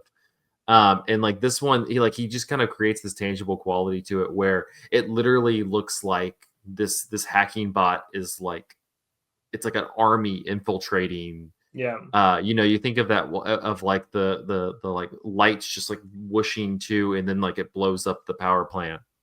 And it's got like these old school like laptops that are just loud and clicky as they're like hacking through it. That's why I think I link it a lot to like Hong Kong cinema at that time, because it's like there's like the advent of technology, but it's also like, so it also just feels so like close to analog, and it's a lot of like typing and on the computer long at night, and then like running through the streets of Hong Kong. That's the two modes in a lot of Hong Kong cinema from this period. But I do think, like, in terms of a movie that's trying to kind of capture, like, visualize what computer hacking is, which is I think this kind of does as best as you can do, because I think about it like it's such a tough. We'll talk about it with the second movie in this. It's such a tough, non-personal act. It's not like you're in front of the person. It's not going, very like, I'm computer hacking. Yeah, I'm computer hacking you, and it's like something physical. It's just kind of, this person is off in this whole other country causing mayhem in America and China. It's just, it's so it's kind of unrelatable, but I think he brings the relation to it. Part Same of way. the way that it feels analog is that it is like constantly reminding you that the internet is connected to and made of physical stuff. Yeah. Part of what's cool about that opening sequence is like you're going through all the layers of the computer mainframe and the microchips contained within to like access these individual like data points that need to be triggered. Like you see like specific little light indicators come on whatever these pieces of technology actually are. Made me think of the beginning of Hackers, where you see like the motherboard. Yes, yeah. This movie is like, what if Hackers wasn't silly? Well, and I think I would probably rather watch the silly version, but I do respect this movie. Well, Hackers has like a really nice social, like, community aspect to it that feels really tangible. Zach, I really like what you say about how this does a good job of like, oh gosh, immediately I just lost it. Like, it making it tangible. It makes it tangible. It makes Yeah. it interesting, because this to me is difficult to like conceptualize it as an internet movie, because this is an internet that I, as just an average internet user, has no business entering into and could never reach and do anything with, like, even remotely successfully. So I think the best part about this movie is how interesting it makes all of this. And it makes all of this like very compelling, and I'm like on the edge of my seat, and I'm like, what's the Black Widow decryptor encoder? What does that do? I can't believe it. And I'm rooting for these people, even though this is like, honest to God, this is some bullshit that like it feels so made up and not like an average internet experience. But it does make it tangible, and it does make it it makes it so real, and the stakes are so high, and it makes it interesting, and it makes it compelling. Hackers, like I was saying, has that social aspect that makes us feel closer to it, these like hack communities, and also there's like a teenage aspect to it. But this is like real high stakes cybercrime and cybersecurity that is all that is happening. I mean, right now, when you think about it, it's happening right in this moment. Firewall this, and protect us that, and backdooring this, and all this sort of in English jargon that we as these laymen are looking for, but it's happening right now. Maybe not to that grand scale, or maybe to that grand scale, and maybe beyond it. But it made me care for the runtime about password encryption, cybersecurity, and various various countries and our relations. And it's like, how are things going between us and China right now? Did this film do anything to sort of smooth any tensions, or It was interesting that at the time, it is interesting to think back to like how much the normalization of like China-American diplomacy is decayed since this film. I can't imagine like a film like this being made now for that specific reason. Yeah, and it does also emphasize like how interconnected we all kind of have to be because of the internet, right? Somebody hacks a nuclear facility in Iran, and that sends ripple effects throughout the entire world. And the American and Chinese governments kind of have to work together to solve that. And they maybe wouldn't in the year 2025, but nice to think so, maybe. I think that there is kind of like hackers in this movie. There's like this movie depicts a kind of hacker ethos that is anarchist, like not in the like black bloc, like in Molotov cocktail sense, but in the like cooperative sense of like systems, like states and those sorts of things are like oppressors, but like disruptive acts on the internet have the ability to kind of cut through that and have people find like either freedom or like mutual like connections or things like that. Obviously like Hackers is like, based on that Hacker Manifesto, which has like a strong like, techno libertarian like anarchist bent. But I think that like to that bookshelf that I was chuckling over earlier, like I mean Foucault and like all of those kind of like I guess you would call them like postmodern, but I don't think they would consider themselves that. But like a lot of their work is about like criticizing the kind of structure of like the like intertwined nature of like the state and like commerce and like all these like kind of like overlapping forms of control in society. And like what this like in this movie, like Chris Hemsworth's character like wants to be out of jail, like but he also kind of wants to be out of the panopticon, right? Like he wants to like live a life of actual freedom in which he can like just interface with people. He wants to fix garage door openers and shit, man. Yeah, like who among us doesn't want to do that? And I don't know, like there is like I do think like an aspirational quality, like as much as like Hackers felt like old-timey in that regard, like I do think that this movie is a more grounded version of that I think still exists in like strains, this kind of like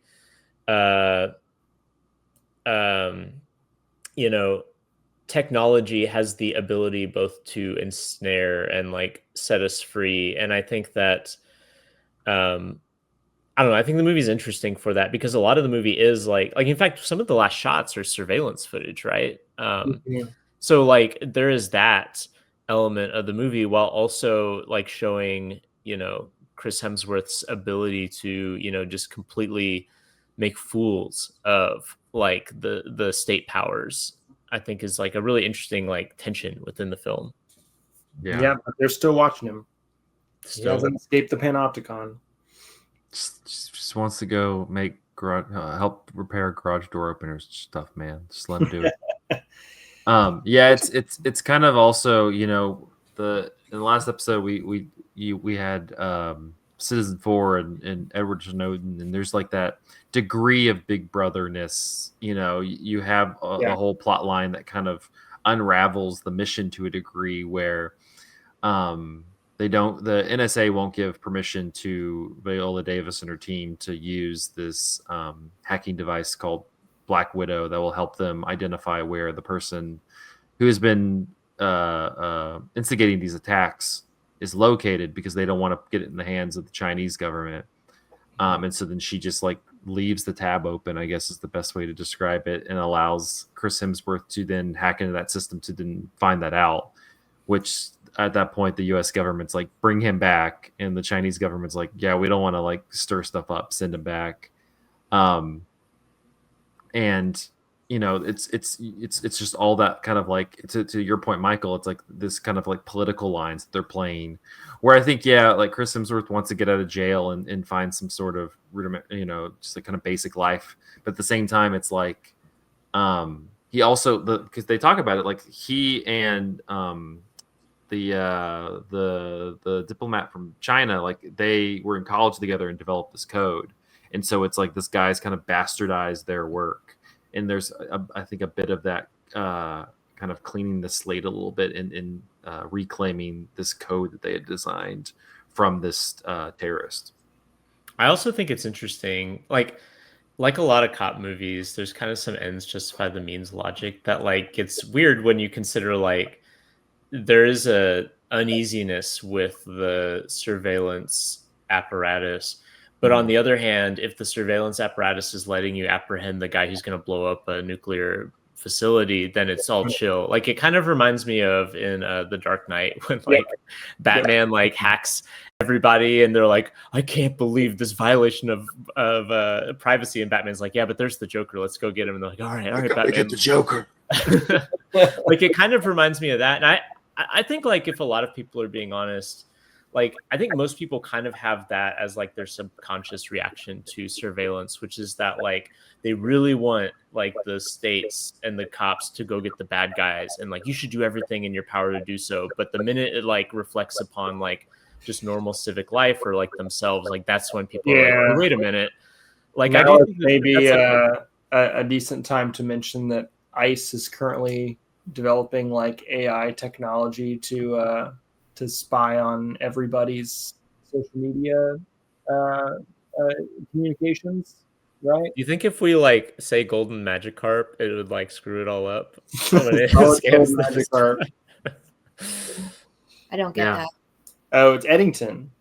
Oh, well, it's also like a real thing where if you like asked, if you use that specific phrase in like certain large language models, it would like glitch it basically. Oh, really? I didn't know that. Yeah, it's like a real. I don't think that's true. Golden Magikarp, not solid gold Magikarp. I think it's solid gold. I'm forgetting the exact phrase, but I had no idea that was a reference to a real thing. Yeah, it was like a quirk in like early large language models that it would like mess it up somehow. I can't remember.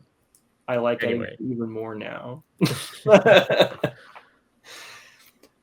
Completely unrelated to internet stuff. While we're still talking about Blackhat, I just wanted to briefly note like the tone and the vibe of this movie is like so, I don't know, almost like glacial, the way that it moves, right? Like this is kind of what I was alluding to. I say like it's not a commercially viable movie.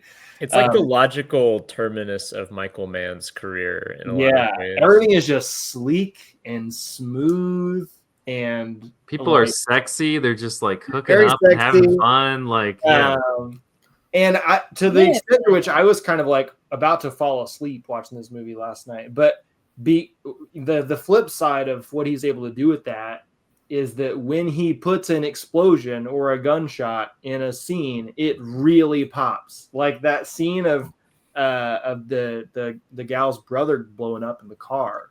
Jaw dropped. I lost it. Yeah. I lost it. I couldn't believe that, because then it's like, okay, so now they're completely untethered. They have no protection. They have no, there's no one backing them. And now it's just them fighting this terrorist. And then that kind of left me by the end of it. Like my biggest gripe with this was like, damn, he saved the world from a terrorist attack. I said this in my letterbox, but it's like, this is the thanks he gets to just constantly be surveilled. Like, yeah. And I guess I was also kind of waiting. I thought that like maybe Viola Davis like didn't die. I don't know. I love her death scene. It's incredible. Right. It's very good. She has eyes on a tower, and that's the last thing that she sees after just talking about losing her husband in a terrorist attack.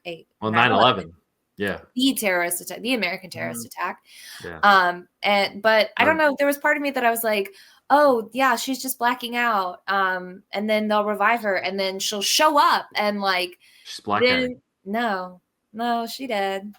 She did. Yeah, she's but so good in that movie though. She's really good. Michael Mann needs to bring her back in like Heat 2 as some character. She'd be great. Mm-hmm.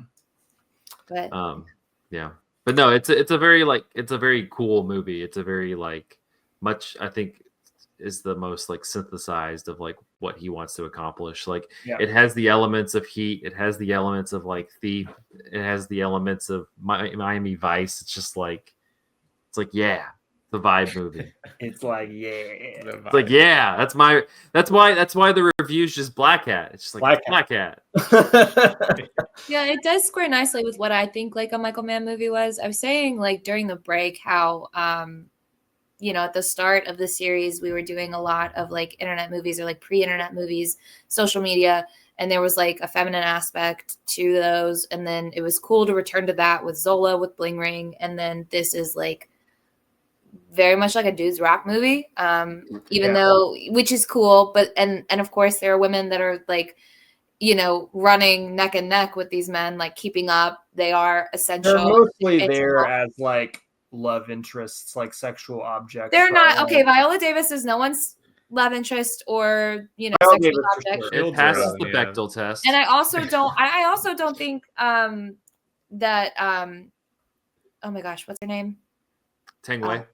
Yes, I yes, she's beautiful, and yes, she is with Hathaway, but like she is. I mean, but why is her character there? Like, what purpose does she serve the investigation? Her brother is involved. That's her brother, and he says, "I need someone that I can trust with this. Like, I need somebody who has experience, who has her own. Like, they have stuff. My God, like this, there's the whole sequence where she's like, I have to like put up this whole server. I have to, do all of this work. Like, she's a internet or some sort of like coding architect. Like, she has credentials. She is essential, and she is valuable, and she is just as brilliant at coding and hacking as these men are. So watch yourself. I don't like that question. And she does it in heels, What is it that, when they talk about like Fred Astaire being this incredible dancer, but Ginger Rogers does everything he did backwards and in heels? Yeah, she does it backwards and in heels. I don't like that line of questioning. You need to check that. But anyways, who's besmirching the legacy of Ginger Rogers?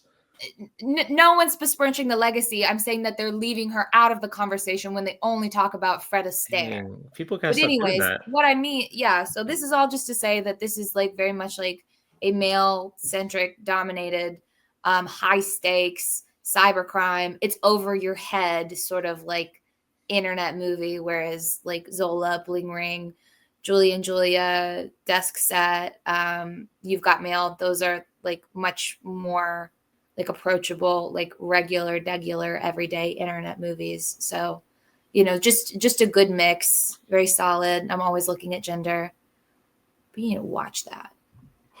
I think Andrew canceled midway through the episode. Shall we move to our last movie? You better hope we do. You better hope we do. And I didn't. You know what? And to make it easy on you guys, I decided that I didn't watch it. I ran out of time. I didn't watch it. So yeah, it's fine. It's fine. It's this one is a tough sit. I gotta say. You don't like watching people deliberate whether or not to blow up a child? Yeah. What? Okay. Middle Eastern children in drone warfare. This is Colonel Powell. She's going to walk you through the capture of Aisha Al-Hadi, aka Susan Danford. We have intelligence of a meeting between Danford and numbers 4 and 5 on our most wanted list. We believe that they're connected to the recent suicide bombing in Kenya. We have information that they will be in this house today. This is an operation to capture, not kill. Range 22,000 feet. You have your orders, Lieutenant. Your job is to be their eye in the sky. Yes, ma'am. I have to know if Danford is inside and who is with her.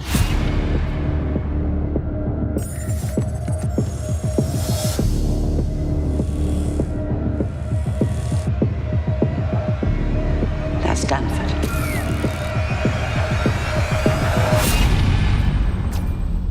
Well, this changes things. What's What's happening? We're seeing a suicide vest and a whole bunch of explosives. What's the plan, General? We have the ability to strike a target with considerable accuracy. I came here to witness a capture, not a targeted assassination. Dozens of lives are at stake if these men leave. We need to put a hellfire through that roof right now. Weapon is armed. What's that?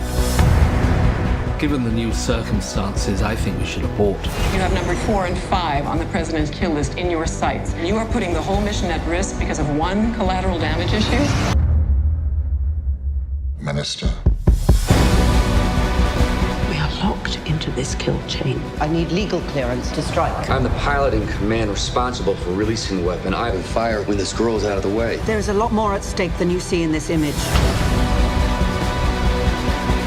If they kill 80 people, we win the propaganda war. If we kill one child, they do.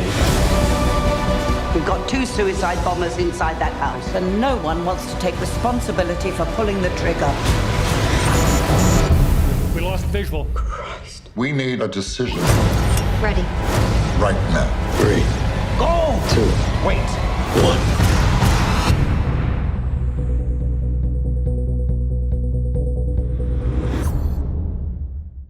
Anyways, the last movie is Eye in the Sky from 2015 by Gavin Hood. I've not seen anything else by him. You He did like an X-Men X-Men Origins movie? Wolverine. Yeah, the worst X-Men movie. Didn't see the Ender's Game adaptation. Damn, you're missing Ender's an Game auteur over here. that's a wild thing to have adapted while also doing Eye in the Sky. I mean, in interviews, he talks about there being a kinship between them, but there is absolutely. Yeah, okay. Anyways, let's get into this like very fun fact sheet about drone warfare. Party. Eye in the Sky was shot in South Africa, which is the home country of Gavin Hood. The South African government did not give them permission to fly real drones in their airspace, so these were done with VFX.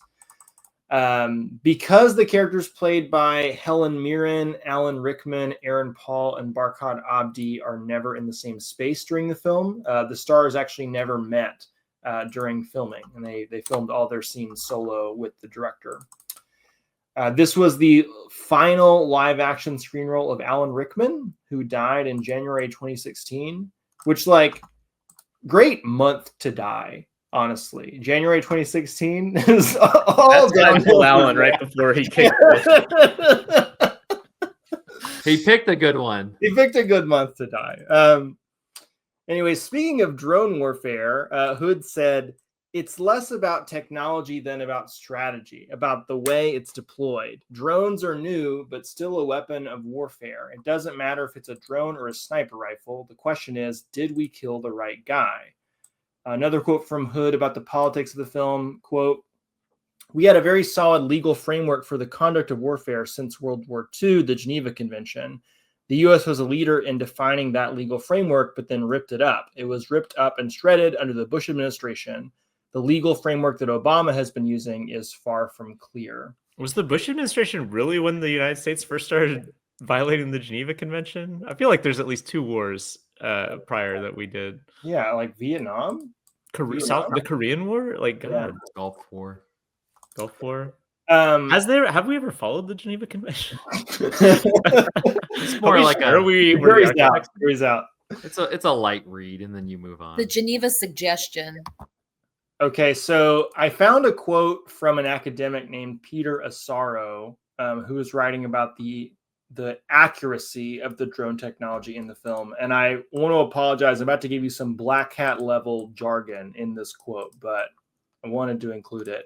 He said, the armed General Atomics MQ-9 Reaper drone technologies that have been around for more than a decade, and are depicted with a great deal of accuracy in the film. These drones are remotely operated by pilots and sensor operators who can be thousands of miles from where the drones are flying. Much of the drone imagery depicted in the film, the footage we see collected by drone cameras, appears realistic. The actual resolution of those advanced surveillance cameras is classified, but we know that Reaper drones carry the DARPA-funded Argus IS and Gorgon Stare systems, which capture 1.8 gigapixel images at 12 frames per second. You can also see in the film more futuristic technologies, a small bird-like drone, an even smaller insect-like drone, and advanced facial recognition technologies. Each of these has a basis in recent and ongoing engineering research, mostly funded by the Defense Advanced Research Programs Agency, DARPA, for the Pentagon, but do not yet perform at anything like the level necessary to be used as they are in the film. DARPA is known for funding research into advanced topics that may or may not wind up being useful for the military and civilians, such as the ARPANET that evolved into the internet and the DARPA Grand Challenge that led to Google's self-driving car. And I don't know if those technologies that had not yet been like fully invented at the time of the film's release are real now. It was 10 years ago, very possible, but I'm not sure. I also just love at the end of that quote how, like, you know, it's all like military, you know, alphabet soup sort of stuff. And then it's just like, and then Google, like, just like the interconnectivity of like the military industrial complex with just like your garden variety, like tech giant is just inescapable. I also felt the need to just find some statistics about drone strikes in general. The first drone strikes were carried out under the George W. Bush administration as part of the War on Terror. From 2002 to 2009, Bush authorized just 51 drone strikes. And that relatively low number is likely due to just the technology not being super advanced yet. We call that an Obama autumn. Yeah. Oh man, I'm looking ahead at the notes. Jesus Christ. Yeah. During the Obama administration, however, the U.S. conducted over 500 drone strikes, making them the centerpiece of Obama's foreign policy strategy. In 2011, Obama reportedly said to his aides, "Turns out I'm really good at killing people. Didn't know that was going to be a strong suit of mine."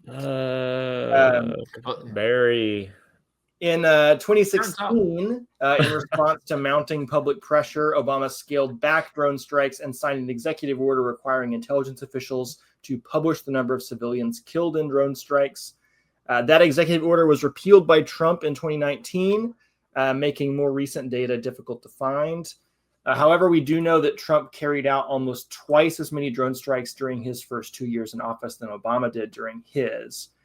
Trump also rolled back restrictions meant to protect civilian casualties and expanded the scope of where the U.S. was conducting drone strikes. Biden allegedly scaled back U.S. drone strikes considerably, but again, numbers are hard to come by. The Bureau of Investigative Journalism studied data from 2004 through 2020 and found that U.S. drone strikes were responsible for the deaths of somewhere between 10,000 and 20,000 people, about 1,000 to 2,000 of which were civilians, and somewhere between 283 to 454 of which were children. It truly brings to mind the end of Dr. Strangelove, where the guy's like, "We may kill, 10,000 people. We might get our hair mussed a little bit. We might get our hair mussed." Like, yeah, didn't know. Is it actually 10,000 in Dr. Strangelove? No, it's not 10,000. It's in the millions. Like, I can't remember what I mean, they're talking about nuclear Armageddon, obviously, but the rhetoric feels similar. Absolutely. Term I came across that I thought was interesting. In 2010, the Australian law professor Philip Aston coined the term PlayStation mentality to refer to the distancing effect that drone strikes create for those that are carrying them out. They weren't crying each time they fired a missile. Yeah. Aaron Paul does, I suppose. Well, they make jokes of that in one of the more recent Arrested Developments where Buster becomes like a drone pilot and thinks he's playing a game. Yep. Yeah. He's really good at the machine. That's also the plot of Ender's Game. Okay.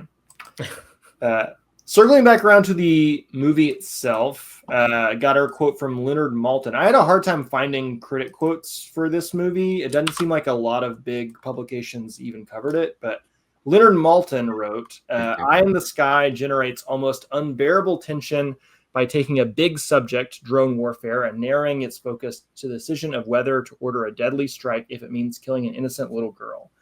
Eye in the Sky is engrossing, provocative, and exciting on both an intellectual and a visceral level. What more could one ask of a film?" And there's also this French film critic, Jacques Denis, from this website, Cinematary. Oh, man, this is one of Zach. the That's just Zach. torchbearers. That's Rick's No, it's Saktani. He wrote of the film upon release. Eye in the Sky is how Hitchcock would do 21st century warfare. The greatest fear is not the massive amounts of weapons we carry, but rather the lack of empathy we have toward the people being affected by the job being done. Technology has created a disconnect from reality. It is easy to just press one button and create an entirely new situation. The fear in Eye in the Sky is less what the weapons attached to the buttons can do, but rather the ease that the person pressing it has to make that decision. The dude's so fucking smart. Where was your French accent? Didn't I compare you to Leonard Maltin in a previous episode? You did. We were talking about Roofman. I'm also talking about Eye in the Sky, and you blew him out of the water in terms of analysis. So Yeah, I retract that comparison. You have no peers. Wow. Yeah, how does it feel to be quoted back to yourself on your own podcast? It's a little weird. Yeah. I actually have not seen this movie in a minute. I watched it several months ago over the summer when I was researching for the series. So y'all are much more fresh than I am, or at least Zach and Michael are. Yeah. Michael, you want to give us a rundown of Eye in the Sky? Yeah, so this involves a drone warfare outfit plus all their superiors, including like members of parliament and like is the Secretary of State of the United States involved at some point or something like that. Like very briefly. You like you're like pinging around all the people who have to make the decision about whether to fire this drone strike, which we see at the very beginning of the movie. Unequivocally, there is a terrorist attack being planned. Like there's no ambiguity about that. But also right outside of this building where the terrorist action is being planned, not just planned, but being prepped for, like all the weapons and bombs are there. But right outside of that, this little girl is selling bread. And so is it in Somalia? Is that where I think it is in Somalia? Yeah. Anyway, it's in an African country. So you're like pivoting through all these levels, including like at the ground level where we just watch like the family and the girl, and like there's some like assets by I guess they're military assets for the United States. Although this is like the British, like the UK government is involved. Yeah, it's like a British-led operation that America's somewhat assisting on. Also, correction, we are in Kenya. Kenya, okay. The terrorists, I think, are a Somalian cell in Kenya or something. But there's somebody tied to like they say like Somalian radicals in Minnesota, and I was like, I don't like that, but okay. In Minnesota, I didn't catch that line. They talk about that, and I'm just like, that's not cool, but okay. Anyway, so the tension of the movie is whether or not to fire this drone strike that will, one, prevent a terrorist attack, but two, most likely kill this girl, who is obviously a child, has nothing to do with any of this stuff, would be pure collateral damage, as opposed to, or in addition to just being a atrocity, her death. And so like you're just pinging around, like Aaron Paul is the guy actually with his finger on the button, who seems really reluctant to do this because, you know, he's just watching this girl like sitting out there. And then you have like Helen Mirren, who is his direct superior. And then you have Alan Rickman, who is Helen Mirren's superior, who is in like a boardroom, like basically the whole time. You also have the head general for the British. Yeah, he's a soldier. You also have like some lawyers involved and some members of Congress who are not Congress, Parliament, members of Parliament who are in that room. And they all have kind of conflicting statement or positions. And so in some ways it's like a 12 Angry Men type, you know, discourse.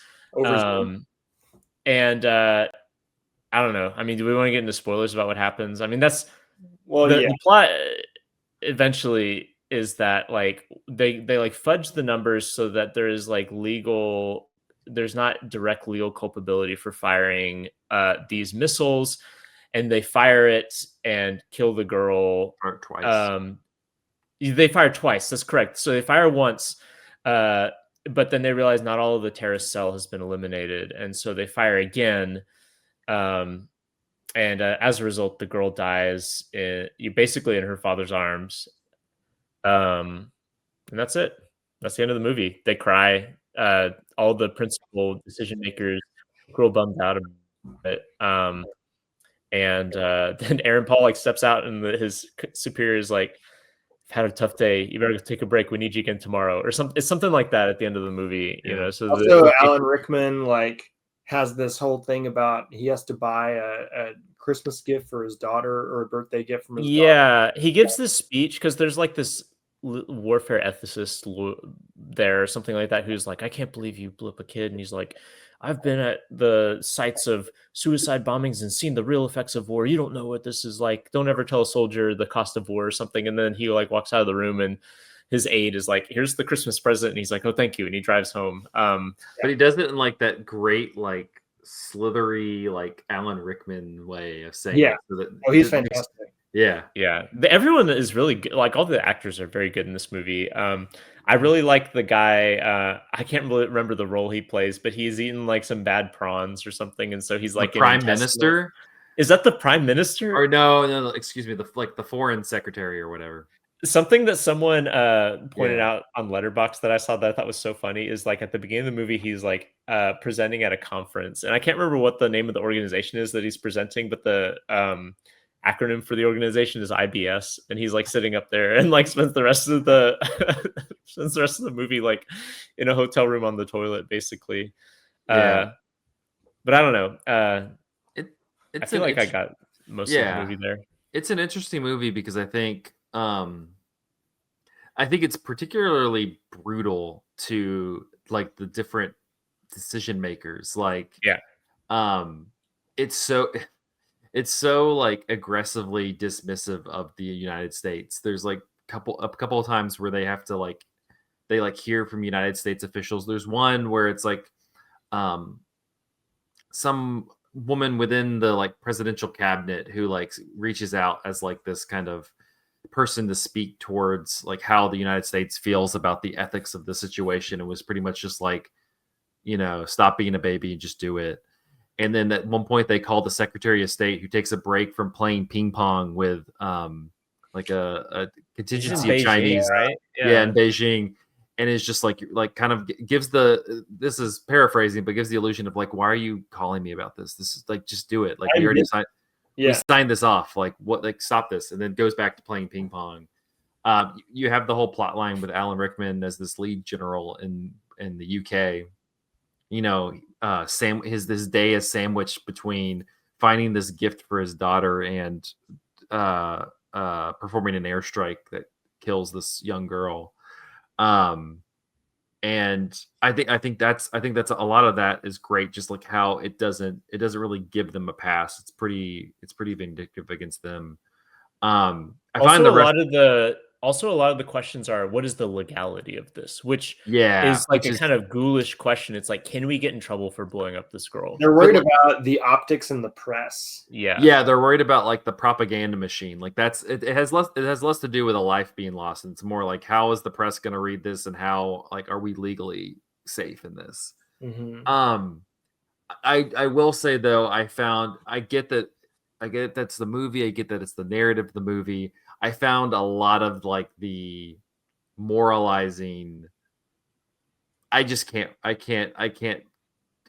get on that level. It's not believable that they have this hand wringing, and I mean, it's not. I mean, it's a morality play movie about the I get ethics that. of drone warfare. But like it is absurd to imagine that every level of decision makers is like gravely concerned about this one girl collateral damage, when the US alone, what was the number again? 400 children got off of the 2,000 civilian deaths and up to like 454 children. There's no way that 454 times they went through this process. There's absolutely no way. No, and I find it a little bit like eye rolling to be like there's this like morality that can play out within the British government, but the US, I'm like, no, y'all are just as fucking bad as us. What are y'all talking about? Like I can't bring myself to just be like, but I get it at the same time. Like it's a chamber play, like that's the whole point of it. It reminds me a lot in some respects of the movie Zero Dark 30 in the sense of like I think a kind of fundamental flaw of both movies is it never really questions the premise of like should we blow up terrorists? Like there's the kind of the morality is staked on we either blow up these terrorists and stop a terrorist attack and kill a girl, or we allow this terrorist attack to happen. And that's like a false dichotomy, right? Like, I mean, especially when it comes to like war on terror stuff, like the ability of like Western powers to correctly identify like who is deserving to be blown up is just taken as a foregone conclusion in this movie, whereas like indisputable that we will have a meaningless act of like jihadist violence. Like that is just like the premise of like this morality. I think that is another element of this movie that I think rings really false to me is that like I mean not that these people would care about like whatever the political objectives are within like like the cell or whatever, or not that they would like say like whoops this actually wasn't a terrorist attack, it was actually like a funeral like being prepared or but like that's what happens in actual real life is that like the assumption of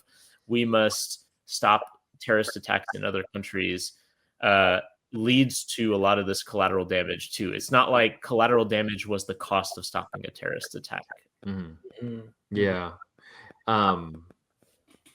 It also thinking about like how it views people, and Michael, correct me if I'm misremembering it wrong, but I feel like it's not as it's like more critical on some of these like more higher ranking officials, while Helen Mirren's character is the one who's like really pressing on this because she's the one wants to fudge the numbers about the percent. Yeah, and she's the one of likelihood that we're going to kill this girl. Yeah, exactly. And it's like we have numbers 3, 4, and 6 on our list here. Like we just need to get it done. Like I don't care.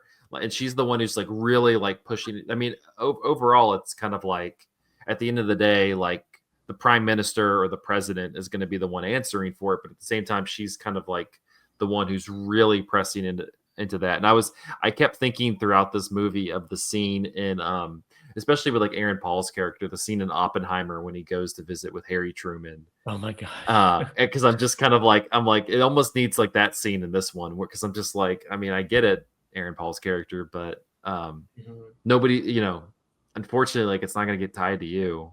I also think like in Oppenheimer, like the the idea that these like individual like drone pilots or like whoever like have moral agency is in some ways like missing the forest for the trees in the sense of like there is an entire apparatus that the entire like Western powers are bent around that permits and in fact encourages this sort of engagement with non-Western actors that like makes the moral hand-wringing of someone like Oppenheimer or Aaron Paul's character functionally like meaningless. It's functionally like theater, like to say, oh wow, the drone pilot really felt really bad about blowing up the girl, and it's like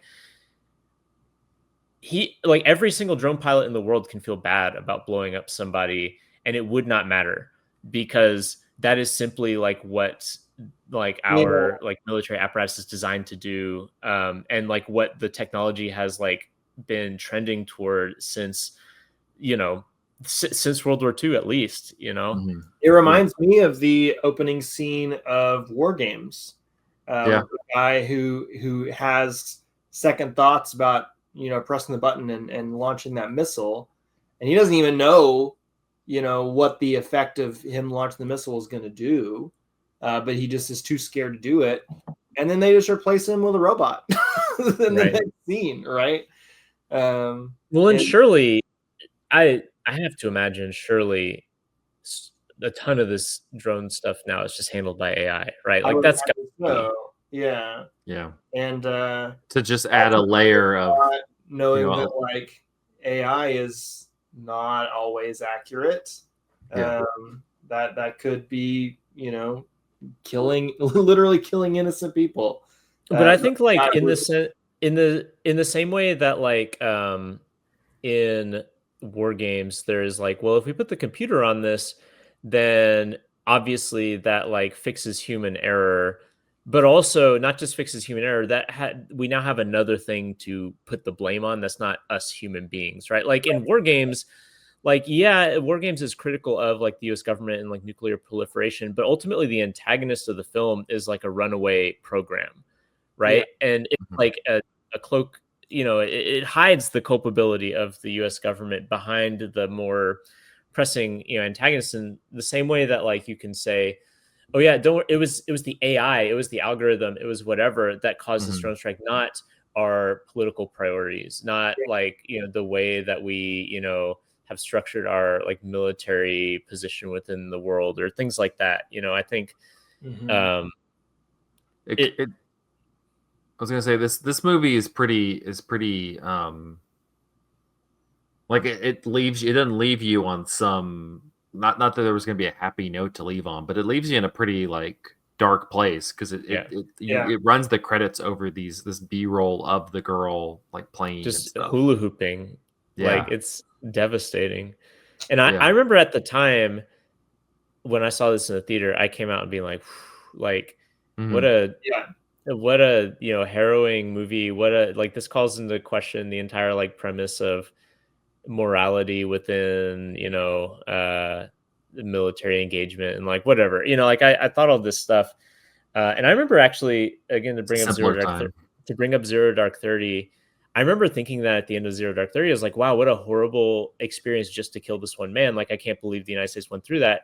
And like my experience with both of these movies has been like, as I've gotten more hindsight with them, is that there's like apologia kind of embedded in both of these movies for certain aspect. Like they criticize certain aspects of military engagement while also kind of like couching the worldview of like the military within that. Like the idea of like the hyper competence of all these folks, for instance, or the idea of, like I mentioned earlier, the foregone conclusion that these terrorists should be blown up, like that there's no trial, no extrajudicial, strike and all that. Like that logic is never called into question, in the same way as in Zero Dark 30, there's certain like logics that aren't called into question, and it promotes like CIA narratives or whatever. Like, I think that there can be a really tricky sort of movie that appears to be critical of the military, and it is critical of the military while also kind of reifying some of the premises of the military. And I do, as bad a time as Eye in the Sky is, I rewatching it, I got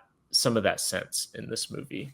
And I wonder if there's just a certain degree of that is inescapable if you're like shooting a military story. Like you have to get clearance with U.S. I mean, this military, I know, to even depict it on screen, right? Yeah. I mean, I think like within those parameters, like I don't think we could have gotten a more critical movie than this. And it is quite critical. Like, I mean, if you're not someone who is like in the weeds of like policy wonkery and you come out of this thinking it's okay to do drone strikes, I think most people will come out of this very uncomfortable with drone strikes. Yeah. As you should be. As you should be. Yeah.